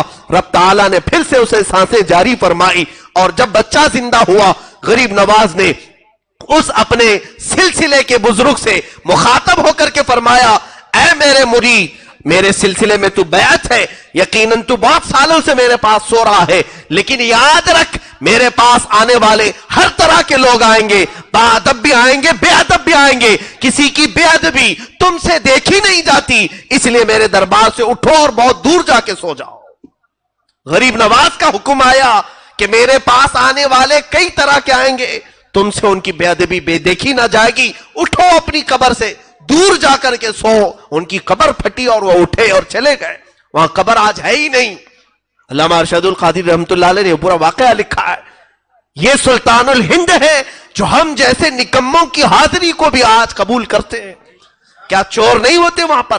لوگ ہم سے یہ سوال کرتے ہیں، لوگ ان کی قبر کے پاس اتنی بے ادبی کر رہے ہیں، غریب نواز کے دربار میں شریعت کے خلاف بہت سارے کام ہوتے ہیں، ہم نے کہا نہیں ہو رہے، ہوتے ہیں، بہت سارے ایسے کام ہو رہے ہیں، چاہے وہ مجاوروں کے ذریعے سے ہو، چاہے وہ وہاں کے رہنے والے ٹھیکیدار چوروں سے ہو، یا پھر زانیوں سے ہو، گناہ کرنے والوں سے ہو۔ یقیناً اللہ رب العزت جب بندوں پر مہربان ہے تو اس کے اولیاء بھی اللہ کے بندوں پر ویسے ہی مہربان ہوتے ہیں۔ یہ غریب نواز لوگوں سے ناراض نہیں بلکہ ان کی توبہ کا انتظار کرتے ہیں، اس بندے کو ایک نہ ایک دن ٹھوکر لگے گی اور یہ پھر سے صحیح راستے پر آ جائے گا۔ حتیٰ کہ میں آپ کو بتاؤں، غریب نواز کے پڑوسی جو آپ کے مرید تھے، انتقال ہو گیا، جنازے میں آپ ساتھ میں جاتے تھے، جب بھی کسی کا انتقال ہو جنازہ اٹھاتے، تھوڑے قدم تو چلتے، ان کا مرید تھا، انتقال کیا، دفن تک ساتھ میں گئے۔ حضرت خواجہ بختیار کاکی فرماتے ہیں دفن کرنے کے بعد جب لوگ پلٹے تو آپ اکیلے قبر کے پاس کھڑے رہ گئے، تھوڑی دیر کے بعد چہرے کا رنگ بدل گیا اور اس کے بعد تھوڑی دیر کے بعد الحمدللہ الحمدللہ کہنے لگے۔ پوچھا مریدوں نے، حضور یہ کیا ماجرا ہے؟ کہا بیعت بھی، مریدی بھی عجیب چیز ہے، جو بیعت ہوتا ہے، پیر اور مرشد کی بیعت حاصل کرتا ہے، یہ بھی عجیب چیز ہے۔ کہا کیا ہوا؟ کہا کہ یہ میرا مرید انتقال کر گیا، جیسے ہی اسے قبر میں رکھا گیا عذاب کے فرشتے اتر آئے اور میں سہم کر کے پیچھے آ گیا کہ اب شاید اسے عذاب ہوگا۔ اسی اثنا میں نے اپنے مرشد گرامی خواجہ عثمان ہارونی کو دیکھا، اس کی قبر کے پاس حضرت خواجہ عثمان ہارونی وہ عذاب کے فرشتوں کو روک رہے ہیں کہ اسے عذاب نہ دو، یہ میرے مریدوں میں سے۔ کہتے ہیں وہ فرشتے کہنے لگے تھا تو آپ کے مریدوں میں سے، لیکن آپ کے طریقے پر نہیں تھا، آپ کے راستے پر نہیں چل رہا تھا۔ حضرت خواجہ عثمان ہارونی نے کہا مجھے میرے رب سے ملنے دو، مجھے میرے رب سے بات کرنے دو۔ اور خواجہ عثمان ہارونی نے کہا اے رب العالمین، تو بھی جانتا ہے اور میں بھی جانتا ہوں اس چیز کو کہ یہ ہمارے طریقے پر نہیں چلا، لیکن اس نے دامن جو پکڑا تھا لوگ مجھے تانا دیں گے کہ عثمان ہارونی کا دامن پکڑا اور عذاب میں مبتلا ہو گیا۔ اے مولا، کیا تیرے دوست کو دنیا والے اس بارے میں تانا دیں تجھے گوارا ہے؟ رب العالمین کی طرف سے ندائی اے عذاب کے فرشتوں چھوڑو، جاؤ تم دوسری جگہ پر، اس لیے کہ اس کا ہاتھ معین الدین کے دامن سے لگا ہوا ہے۔ سرکار غریب نواز نے خود یہ واقعہ بیان کیا، کہا بیعت بھی عجیب چیز ہے۔ وہ غریب نوازی آج تک قائم ہے، اللہ ہمیں وہ عظمت و ہیبت ہمارے سروں پر ہمیشہ سلامت رکھے۔ اور ادب ضرور رکھنا میرے عزیز و اجمیر جانے والوں سے گزارش ہے، اجمیر جا کر کے کوئی یہ نہ سوچنا کہ دل بہلا کر کے آ جاؤں۔ لوگ تھک جاتے ہیں تو سوچتے ہیں تھوڑا انٹرٹینمنٹ کر کے آؤں، ناچ گانے دیکھ کر کے آؤں۔ لوگ وہاں جا کر ہوٹلوں میں ٹی وی لگا کر بیٹھتے ہیں، اللہ کے ولی کے شہر میں جا کر، اللہ کے ولی کا شہر جہاں جاتے ہو آپ، یہ تو اجمیر مقدس ہے جہاں اولیاء کاملین پہنچتے ہیں، گلی کوچوں میں اولیاء ہوتے ہیں، اور وہاں ہم اگر بے ادبی کا مظاہرہ کرتے ہیں تو کہیں ایسا نہ ہو کہ قسمت ہمیشہ کے لیے محروم ہو جائے، ہمیشہ ہماری قسمت محروم نہ ہو جائے۔ اسی لیے ادب کا دائرہ ایسا ملحوظ رکھو۔ اللہ اکبر۔ اعلیٰ حضرت فاضل بریلوی کی بات آتی ہے۔ آج میں یہ بات کہنا ضرور چاہوں گا، کچھ بے وقوف قسم کے لوگ جو ان پڑھ ہیں، جاہل ہیں، اور مجدد دین و ملت فاضل بریلوی پر اعتراض کرتے ہیں کہ بریلی والے اجمیر کا ادب نہیں کرتے. جو نہیں کرتا وہ بریلوی ہے ہی نہیں, وہ اعلیٰ حضرت کا ہے ہی نہیں, وہ رضوی ہے ہی نہیں جس نے غریب نواز کی گستاخی کی. یہ میں بڑی ذمہ داری کے ساتھ بات کر رہا ہوں. سرکار اعلیٰ حضرت فاضل بریلوی کے جو برادر محترم علامہ حسن رضا بریلوی ہیں, ان کا شعر آج بھی غریب نواز کے آستانے پر لکھا ہوا ہے. خواجہ ہند وہ دربار ہے اعلیٰ تیرا, کبھی محروم نہیں مانگنے والا تیرا. کسی اور کا شعر نہیں, بریلی والے کا شعر ہے, آج بھی لکھا ہوا ہے. اب یہاں پر میں یہ بتانا چاہوں گا کہ ابھی تعصب بہت آ چکا ہے پیر پرستی کا اور نفس پرستی کا. کچھ لوگوں کو ایسا لگتا ہے ہم شریعت کی بات کریں گے تو دھندا پانی ان کا بند ہو جائے. ہم کہتے ہیں شوق سے مرید بناؤ لیکن شریعت مصطفیٰ پر قائم ہو کر کے بناؤ. یہ بات ٹیڑھی ہے نا, ظاہر سی بات ہے. جب ہم یہ بات کہیں تو انہیں ایسا لگے گا کہ اب تو ہماری بہت ساری بندشیں یہ لگا رہا ہے, ہمیں عورتوں سے ملنے منع کرتا ہے, ہمیں ناجائز و حرام کام کرنے سے منع کرتا ہے, تو پھر ہم کیسے پیر رہیں گے. اس لیے دشمنی اعلیٰ حضرت سے کرتے ہیں. سرکار اعلیٰ حضرت رضی اللہ تعالیٰ عنہ کے دربار معلیٰ اجمیر معلیٰ میں حاضری کے آداب میں اجمیر کے مقدس زمین پر موجود مشائخ سے ہی بیان کرتا ہوں. آج بھی وہاں موجود ہیں بہت سارے اچھے لوگ جو خاندان در خاندان روایتوں کو نقل کرتے ہوئے آ رہے ہیں. اعلیٰ حضرت جب اجمیر پاک جاتے تھے حاضری کے لیے تو جو مزار پاک کا احاطہ ہے جہاں بھیڑ لگا کر کے مزار پر اچھل کود کرتے ہیں لوگ, اعلیٰ حضرت چوکھٹ کے باہر کھڑے ہوتے تھے, اندر بھی نہیں جاتے تھے. مجاورین اس وقت کے جو جانتے تھے پہچانتے تھے, راستہ چھوڑ دیا اور کہا آئیے مولانا احمد رضا خان بریلوی, بریلی سے آپ آئیں, آپ کے علم کا بڑا شعرا سنتے ہیں, آپ اندر آئیے حاضری دیجئے. اعلیٰ حضرت یوں زبان سے انگلی سے اشارہ کر خاموش کرواتے, خاموش ہو جاؤ. اور کیا لفظ کہتے تھے جانتے ہیں؟ اعلیٰ حضرت یہ فرماتے کہ کتے کا کام دروازے پر رہنا ہوتا ہے, کتا مالکوں کے گھر کے اندر نہیں جاتا. اعلیٰ حضرت نے یہی الفاظ غوث پاک کے دربار کے لیے استعمال کیے, تجھ سے در در سے سگ اور سگ سے ہے مجھ کو نسبت. اور اجمیر معلیٰ میں حاضری دیتے تو کہتے کتا اندر جاتا نہیں ہے. میرے عزیزو, ہماری یہ زبان نہیں ہے جو اعلیٰ حضرت کے لیے ہم یہ الفاظ استعمال کریں, لیکن مجدد دین و ملت نے اپنی عاجزی میں یہ لفظ استعمال فرمایا. عاجزی میں کہ ہم گداگر ہیں, فقیر ہیں, اور فقیر دروازے کے باہر ہی رہتا ہے, اندر جانے کا اسے کیا حق پہنچتا ہے. یہ ادب رکھنے والے مجدد دین و ملت پر آج کل کے وہ چور لوگ جو جیب کترتے ہیں وہ اعتراض کر رہے ہیں. عورتوں کو اندر کر کے پیسے نوچ لیں اور ان کا مال حرام طریقے سے کھا لیں, وہ اس شان والے مجدد پر اعتراض کرے. بہت افسوس کی بات ہے. پڑھو, علم حاصل کرو, جہالت سے توبہ کرو, اور تمہیں پتا چل جائے گا کہ اولیاء کا ادب کیسے کرتے تھے. آج تمہیں خود بھی ادب سیکھنا ہو تو ان اولیاء کو دیکھو کہ یہ کیسے ادب کرتے ہیں. بہرحال سرکار غریب نواز رضی اللہ تعالیٰ عنہ کا آخری وقت تھا. پہلی رجب سے آپ اپنے اس حجرے میں بند ہو گئے جس میں آج آپ آرام فرمائیں. جہاں پر آپ کی قبر ہے یہی آپ کا گھر تھا, یہی آپ کی جھونپڑی تھی جس پر گنبد بنا ہے. یہ حجرے کے دروازے آپ نے بند کر لیے. پہلی رجب کو جو گئے, دوسری میں باہر نہیں, تیسری میں باہر نہیں, چوتھی میں نہیں, پانچویں میں نہیں, 6 رجب تک دروازہ نہیں کھلا. نہ کوئی پانی باہر سے گیا ہے, نہ کوئی کھانا باہر سے گیا ہے. مریدین انتظار میں تھے کہ شیخ اب نکلیں گے کہ اب تب نکلیں گے. 6 رجب تک ذکر اللہ کی آواز آتی تھی جو سرکار غریب نواز رضی اللہ تعالیٰ عنہ کا خاص ذکر تھا. لیکن اچانک 6 رجب المرجب کی دوپہر کے وقت, ظہر کا وقت تھا, ذکر کی آواز بند ہو گئی. ذکر کی آواز بند ہوئی تو موجود جو آپ کے مریدین متوسلین تھے, دروازہ توڑ کر جب وہ اندر گئے تو دیکھا ایک چارپائی پر آپ نہایت ہی آرام سے سوئے ہیں. آپ کی پیشانی سے پانی کے قطرے ٹپک رہے ہیں اور جسم ایسا لگتا تھا جیسے کوئی غسل دے کر کے سلایا ہے. بہت ہی نفیس اور عمدہ خوشبو اس چارپائی سے آ رہی ہے. اور جو موجود بزرگ ہیں وہ فرماتے ہیں جیسے ہی ہم نے غریب نواز کو پیشانی پر بوسہ دینے کا ارادہ کیا، آپ کی پیشانی پر واضح طریقے سے یہ لکھا ہوا دیکھا، ھذا حبیب اللہ مات فی حب اللہ، یہ اللہ کا حبیب ہے، اللہ کی محبت میں چلا گیا۔ یہ جملہ آج بھی دربار غریب نواز کی چوکھٹ پہ لکھا ہوا ہے۔ آج جانا تو اس جملے کو دیکھنا کہ غریب نواز کی وفات کے وقت آپ کی پیشانی پر یہ جملہ لکھا ہوا تھا۔ وہ اللہ والا اللہ کی محبت میں دنیا سے گیا ہے اور ہزاروں کو نواز کر کے گیا، اب بھی نواز رہا ہے۔ دربار غریب نواز میں ہماری یہ عقیدت قبول ہو جائے۔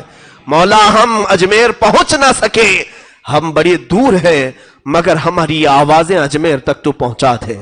اس غریب نواز کے دربار تک ہم غریبوں کی آہیں پہنچا دے، ہمارے سوالات وہاں تک پہنچا دے۔ اے رب ذوالجلال، عطا تو ہی کرتا ہے، مگر مولا دروازے غریب نواز سے ہم تیری بارگاہ میں سوال کرتے ہیں۔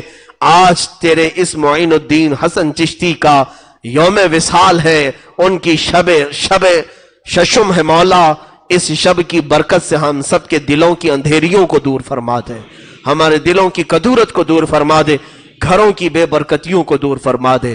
اللہم ربنا وآتنا ما وعدتنا علی رسلک ولا تخزنا یوم القیامہ انک لا تخلف المیعاد۔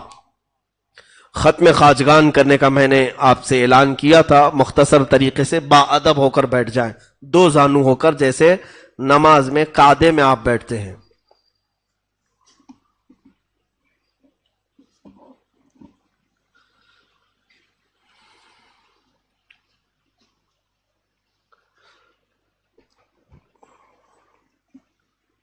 اعوذ باللہ من الشیطان الرجیم، بسم اللہ الرحمن الرحیم۔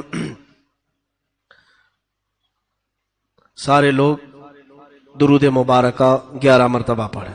اللہم صلی علی سیدنا محمد وآلہ واصحابہ وبارک وسلم، اللہم صلی علی سیدنا محمد وآلہ واصحابہ وبارک وسلم، اللہم صلی علی سیدنا محمد وآلہ واصحابہ وبارک وسلم، اللہم صلی علی سیدنا محمد وآلہ واصحابہ وبارک وسلم، اللہم صلی علی سیدنا محمد وآلہ واصحابہ وبارک وسلم، اللہم صلی علی سیدنا مولانا محمد وآلہ واصحابہ وبارک وسلم، اللہم صلی علی سیدنا محمد وآلہ واصحابہ وبارک وسلم، اللہم صلی علی سیدنا محمد وآلہ واصحابہ وبارک وسلم، اللہم صلی علی سیدنا محمد وآلہ واصحابہ وبارک وسلم۔ صلاۃ و سلام علیک یا رسول اللہ صلی اللہ تعالی علیہ وسلم۔ سورہ فاتحہ ایک مرتبہ۔ بسم اللہ الرحمن الرحیم، الحمد للہ رب العالمین، الرحمن الرحیم، مالک یوم الدین، ایاک نعبد و ایاک نستعین، اہدنا الصراط المستقیم، صراط الذین انعمت علیہم غیر المغضوب علیہم ولا الضالین، آمین۔ سورہ علم نشرح ایک مرتبہ۔ بسم اللہ الرحمن الرحیم، علم نشرح لک صدرک ووضعنا عنک وزرک الذی انقض ظہرک ورفعنا لک ذکرک فإن مع العسر یسرا ان مع العسر یسرا فإذا فرغت فانصب وإلى ربک فارغب۔ سورہ اخلاص قل هو اللہ احد 11 مرتبہ۔ بسم اللہ الرحمن الرحیم، قل هو اللہ احد اللہ الصمد لم یلد ولم یولد ولم یکن له کفوا احد۔ بسم اللہ الرحمن الرحیم، قل هو اللہ احد اللہ الصمد لم یلد ولم یولد ولم یکن له کفوا احد۔ بسم اللہ الرحمن الرحیم، قل هو اللہ احد اللہ الصمد لم یلد ولم یولد ولم یکن له کفوا احد۔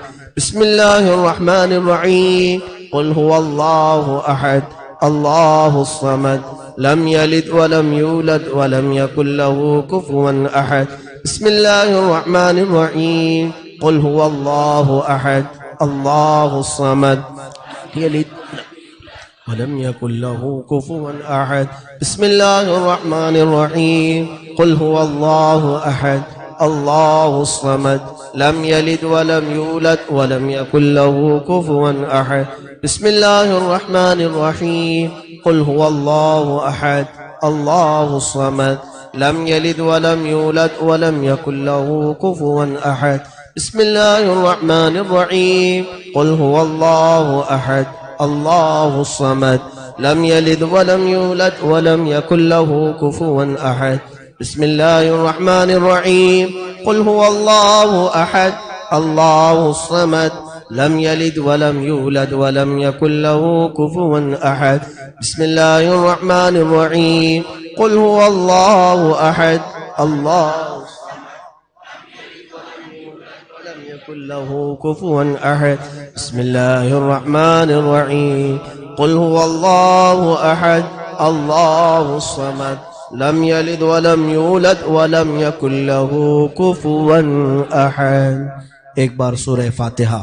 بسم اللہ الرحمن الرحیم الحمد للہ رب العالمین الرحمن الرحیم مالک یوم الدین ایاک نعبد و ایاک نستعین اہدنا الصراط المستقیم صراط الذین انعمت علیہم غیر المغضوب علیہم ولا الضالین آمین. درود پاک 11 بار. اللہم صلی علی سیدنا محمد وآلہ واصحابہ وبارک وسلم. اللہم صلی علی سیدنا محمد وآلہ واصحابہ وبارک وسلم. اللہم صلی علی سیدنا محمد وآلہ واصحابہ وبارک وسلم.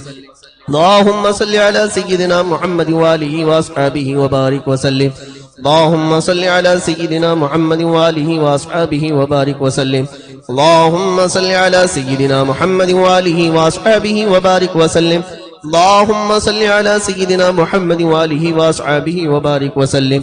اللہم صلی علی سیدنا محمد وآلہ واصحابہ وبارک وسلم. اللہم صلی علی سیدنا محمد وآلہ واصحابہ وبارک وسلم. اللہم صلی علی سیدنا محمد وآلہ واصحابہ وبارک وسلم. اللہم صلی علی سیدنا محمد وآلہ واصحابہ وبارک وسلم.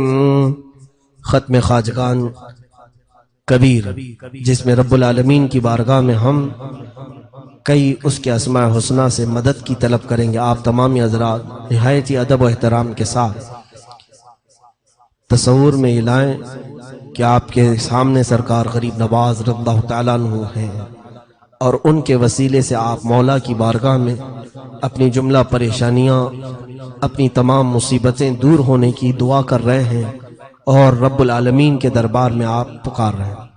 وہ بادام ہوں تو تقسیم کر دیں.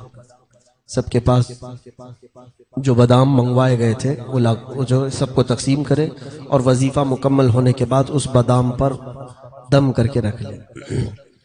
اب میں جس طرح سے پڑھاؤں اس انداز سے پڑھیں. بسم اللہ الرحمن الرحیم یا قاضی الحاجات یا قاضی الحاجات یا قاضی الحاجات یا قاضی الحاجات یا قاضی الحاجات یا قاضی الحاجات یا قاضی الحاجات یا قاضی الحاجات یا قاضی الحاجات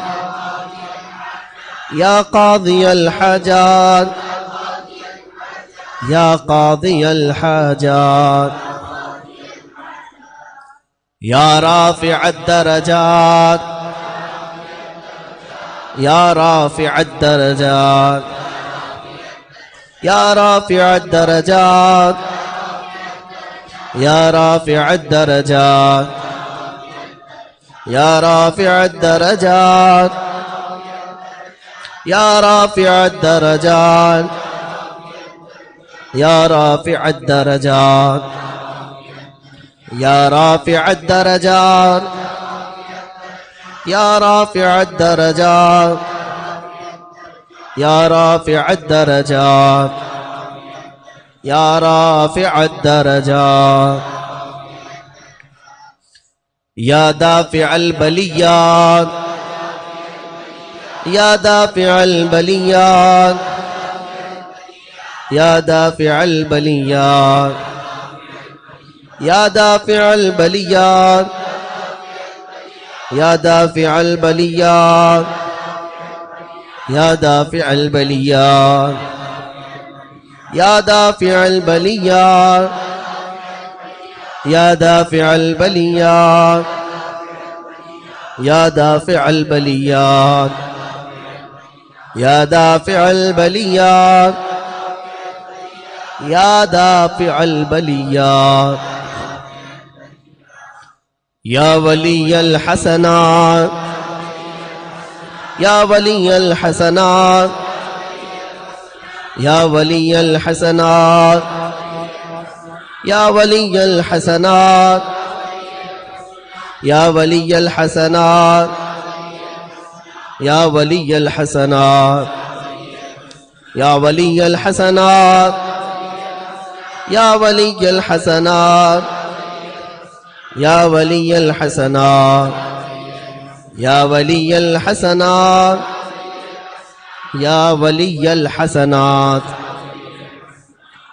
يا كافي المهمات يا كافي المهمات يا كافي المهمات يا كافي المهمات يا كافي المهمات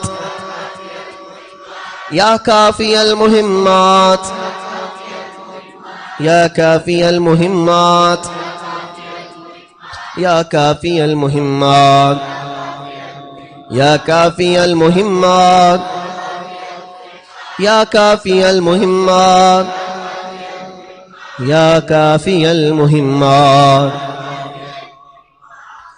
يا مسبب الأسباب يا مسبب الأسباب يا مسبب الأسباب يا مسبب الأسباب يا مسبب الأسباب يا مسبب الأسباب يا مسبب الأسباب يا مسبب الأسباب يا مسبب الأسباب يا مسبب الأسباب يا مسبب الأسباب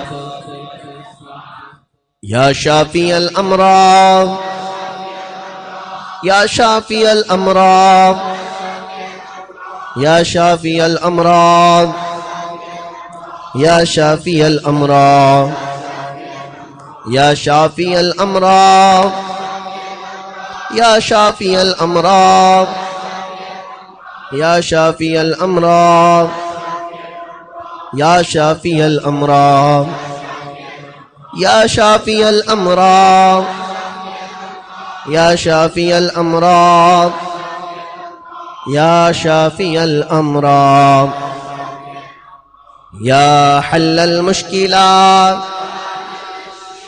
يا حل المشكلات يا حل المشكلات يا حل المشكلات يا حل المشكلات يا حل المشكلات يا حل المشكلات يا حل المشكلات يا حل المشكلات يا حل المشكلات يا حل المشكلات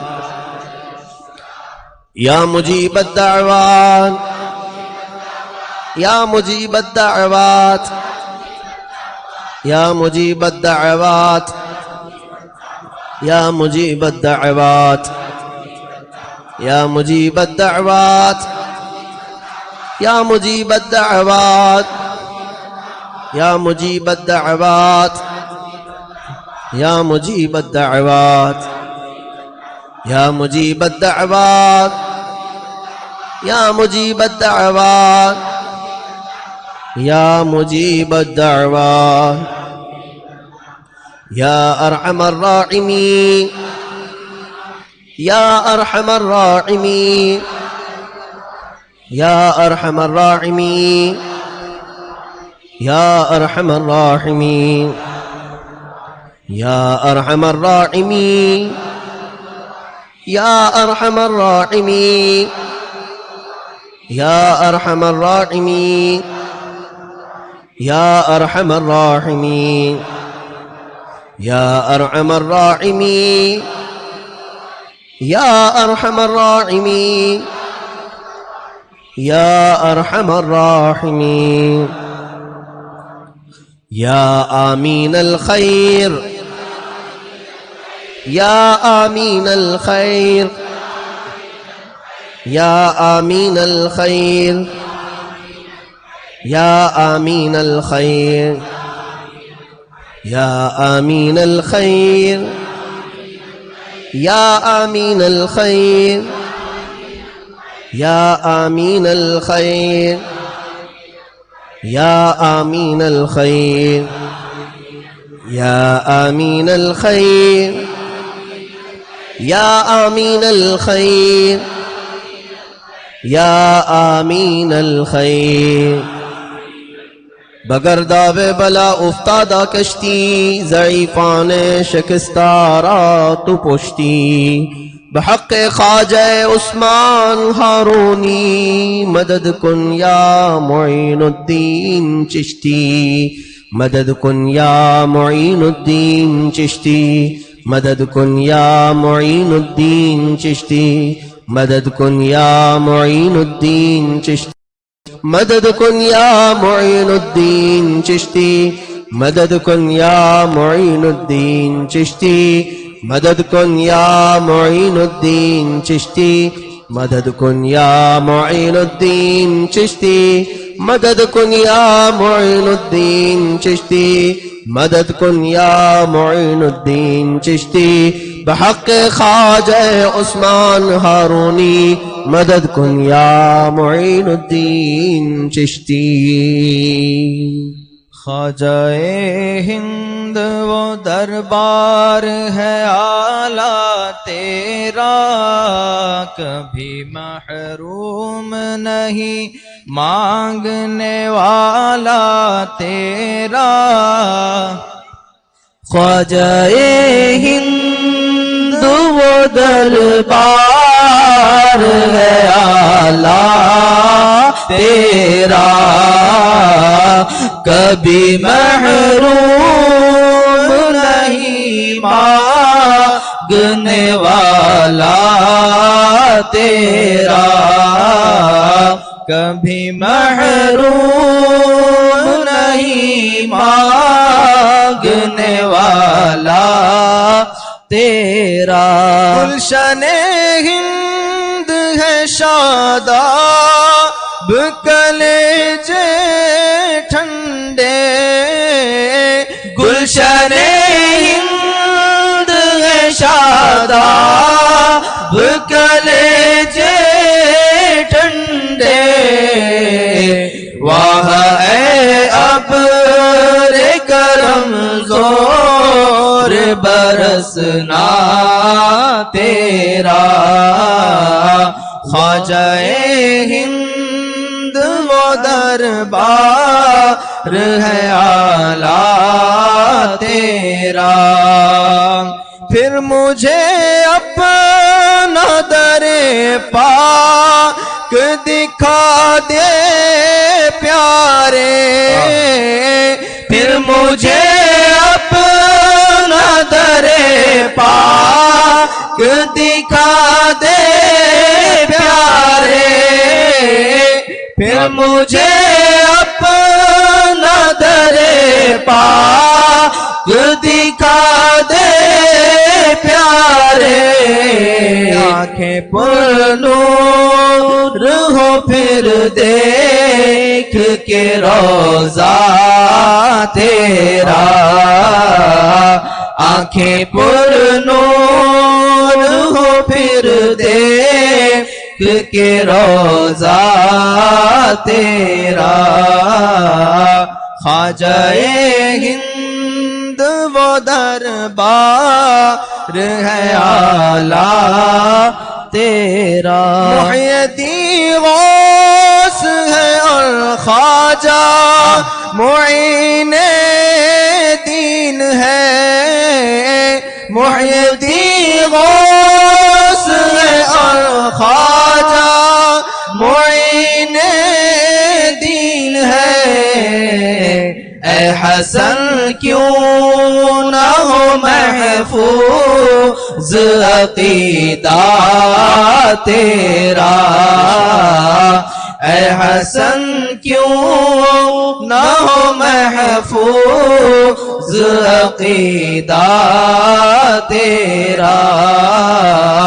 خواجہ ہند وہ دربار ہے اعلیٰ تیرا، کبھی محروم نہیں مانگنے والا إلى أشرف تیرا۔ النبي الأكرم محمد المصطفى صلى الله عليه وسلم وآله وأصحابه وأولياء ملته وجميع المسلمين والمسلمات الكرام الفاتحة.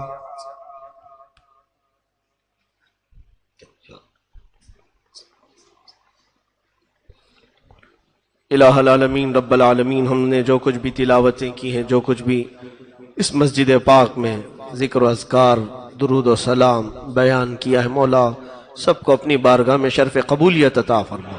جو کچھ اس میں غلطیاں، کوتاہیاں، کمیوں، بیشیاں ہوئی ہیں، اپنے فضل و کرم سے معاف فرما۔ اے رب کریم، آج کی اس شب پاک میں ہم نے جو کچھ بھی پڑھا ہے، اس کا ثواب تیرے حبیب اکرم احمد مجتبی محمد مصطفیٰ صلی اللہ تعالیٰ علیہ وسلم کے دربار عالی جاہ میں نظر کرتے ہیں، مولا قبول فرما۔ تیرے رسول کریم صلی اللہ علیہ وسلم کے صدقہ و توسل تمام انبیاء کرام علیہم السلام، خلفائے راشدین، صحابہ کرام، صحابیات، ازواج مطہرات، بنات طیبات، شہداء کرام، صالحین، ائمہ مجتہدین، جملہ اولیاء کرام، تمام مومنین، مومنات، مسلمین، مسلمات کی روحوں کو نظر کیا قبول فرما۔ خصوصاً بالخصوص سلطان الہند، معین الہند، عطا رسول، غریب نواز سرکار معین الدین حسن چشتی قدس اللہ سرہ الشریف رضی اللہ تعالیٰ عنہ وارضاہ عنا، اجمیری کی بارگاہ میں نظر ہے، مولا قبول فرما۔ اے رب کریم، تیرے اس حبیب و محبوب ولی پاک کے وسیلے سے ہم سب کی حاجتیں پوری فرما دے، ہماری مصیبتوں کو دور فرما دے۔ اے رب ذوالجلال، تیرے نبی نے فرمایا صالحین کے ذکر کے وقت تیری رحمتیں اترتی ہیں، مولا ہم سب تیری رحمتوں کے طلبگار ہیں، ہم سب پر تو اپنی رحمت خاص نازل فرما، ہمارے گھروں سے بے برکتی کو دور فرما دے۔ اے خلاق العالمین، حلال روزیوں میں خوب وسعتیں اور برکتیں عطا فرما، ہم سب پر حرام روزیاں بند فرما دے۔ اے الہ العالمین، سرکار غریب نواز کا واسطہ ہم سب کو کسی اور کا محتاج نہ بنا، مولا تیرا اور تیرے محبوبوں کے دربار کا گداگر بنا دے۔ اے پالنہار حقیقی، تیرے دربار میں التجا ہے، مولا ہم سب کو بری بیماریوں سے بچا، خاص طور پر ہمیں، ہمارے خاندانوں کو کینسر اور ایڈز جیسی مہلک بیماریوں سے بچا لے۔ اے رب ذوالجلال، خصوصاً ہم سب کو گناہوں کی بیماری سے بچا لے، مولا گناہوں کے امراض سے شفا عطا فرما۔ اے رب کریم، خلاق العالمین، ہم سب کی آنکھوں نے ہزار گناہ دیکھے، مولا دنیا بہت رنگین ہے، اے پالنہار حقیقی، ان آنکھوں کے بند ہونے سے پہلے ہماری ان آنکھوں کو غریب نواز کے جلوے عطا فرما۔ میں گنہگار ہوں اور بڑے مرتبوں کی خواہش، تو کریم ہے خدایا، تیری بندہ پروری ہے، مولا تجھے صدقہ اور واسطہ دیتے ہیں پیران پیر غوث العظم دستگیر اور خواجہ خواجہ غریب نواز کا، مولا ہمارا چہرہ تیرے نبی کے دربار میں دکھانے کے قابل بنا دے۔ ان اولیاء کے آستانوں کے متعلق بزرگان دین نے لکھا ہے، غریب نواز مدینے کا راستہ آسان کرتے ہیں، مولا ہم تیرے محبوب ولی کامل معین الدین حسن چشتی کے دربار کا وسیلہ لے کر عرض کرتے ہیں، مولا ان کے اجمیر معلیٰ سے مدینہ رسول تک ہمارا راستہ آسان فرما دے، طریقت کا بھی، شریعت کا راستہ بھی، مولا خشکی کا راستہ بھی، بحری کا راستہ بھی، اے رب ذوالجلال تجھ تک پہنچنے کے سارے راستے آسان فرما۔ مولا جو بچے جوان ہم سے دور ہیں، بھٹکے ہوئے، مولا ان کو راہ راست پر لے آ، غریب نواز کے واسطے مولا ان کے دلوں میں تیری محبت پیدا فرما، تیرے نمازوں کی محبت پیدا فرما، مولا اولیاء کا گرویدہ بنا دے، دنیا نے انہیں عیاش اپنے جال میں جو پھانس رکھا ہے، اے کریم خدا ان کے چنگل سے ان بچوں کو آزاد کر دے، ان کی آنکھوں میں حیا پیدا فرما، ان کے چہروں پر نور کی قندیلیں روشن فرما۔ اے رب ذوالجلال، تجھے واسطہ غریب نواز کا ان کے سلسلے چشتیہ میں جو ہم موجود ہیں، ان کا جو بھی فیض ہم تک پہنچ رہا ہے، اس فیض کے صدقے مولا اس پورے محلے کو بری آفتوں سے بچا لے۔ مولا ان تمام مسلمانوں کے گھروں میں عشق مصطفیٰ کی شمع روشن فرما دے، یہاں کے ہر گھر سے مولا سنت رسول کی بہاریں چمکنے لگے۔ اے الہ العالمین، یہاں کا ہر بچہ تیرے حبیب کے گن گائے ہیں، مولا دنیا کے گانے اور نغموں سے ان کی زبانوں کو پاک کر دے۔ اے رب کریم، تیرے ذکر جلی و خفی میں ہم سب کو لذتیں عطا فرما۔ اے رب ذوالجلال، مرنے سے پہلے ہم سب کو ایمان ضرور نصیب فرما۔ مولا اگر تو ہمارے کسی گناہ سے ناراض ہے اور غضبناک ہے تو مولا یا تو معاف کر دے یا تو دنیا میں سزا دے۔ مولا تیرے غضب کو ہمارا ایمان چھین کر کے سزا نہ دے۔ اے کریم خدا، فقط تجھے تیری عزت کا واسطہ ہم سب دنیا سے ایمان کی سلامتی کے ساتھ جانا چاہتے ہیں۔ دنیا میں کچھ دے نہ دے، ایمان پہ موت عطا فرما، ایمان پہ موت عطا فرما، ایمان پہ موت عطا فرما۔ کل قیامت کے دن کھڑے ہوں، قیامت کے دن محشر کے میدان میں غریب نواز کے دامن تلے جگہ عطا فرما۔ مولا ہماری دعاؤں کو آج کی شب کی برکت سے اور تیرے حبیب پاک صلی اللہ علیہ وسلم کے نالے نے پاک کے صدقے اور سرکار معین الدین حسن چشتی کی پاکیزہ گدڑی کے صدقے ہماری دعائیں قبول فرما لے۔ ان اللہ و ملائکتہ یصلون علی النبی یا ایھا الذین آمنوا صلوا علیہ وسلموا تسلیما۔ اللہم صل وسلم علی سیدنا محمد معدن الجود والکرم وآلہ واصحابہ وبارک وسلم صلاة دائمة سرمدا ابدا۔ سبحان ربک رب العزت عما یصفون وسلام علی المرسلین والحمد للہ رب العالمین۔ اپنے پاس جو بادام ہوں تو اس پر دم کر لیں اور سارے لوگ تقسیم کر لیں، اور شیرینی باہر ہے توشہ شریف، اس کو بھی ساتھ لیتے جائیں۔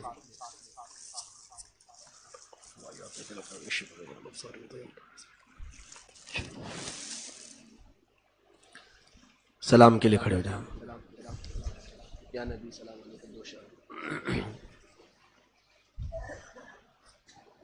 کیا کہوں آقا میں کیا ہوں، بندے غوث الورا ہوں، خواجہ کے در کا گدا ہوں، خادم احمد رضا ہوں۔ یا نبی سلام علیکہ، یا رسول سلام علیکہ، یا حبیب سلام علیکہ، صلوات اللہ مصطفیٰ خیر الورا ہو،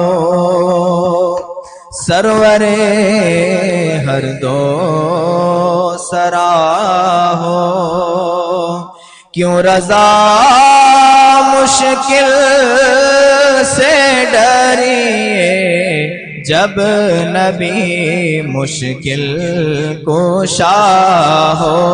یا نبی سلام علیکہ، یا رسول سلام علیکہ، یا حبیب سلام علیکہ۔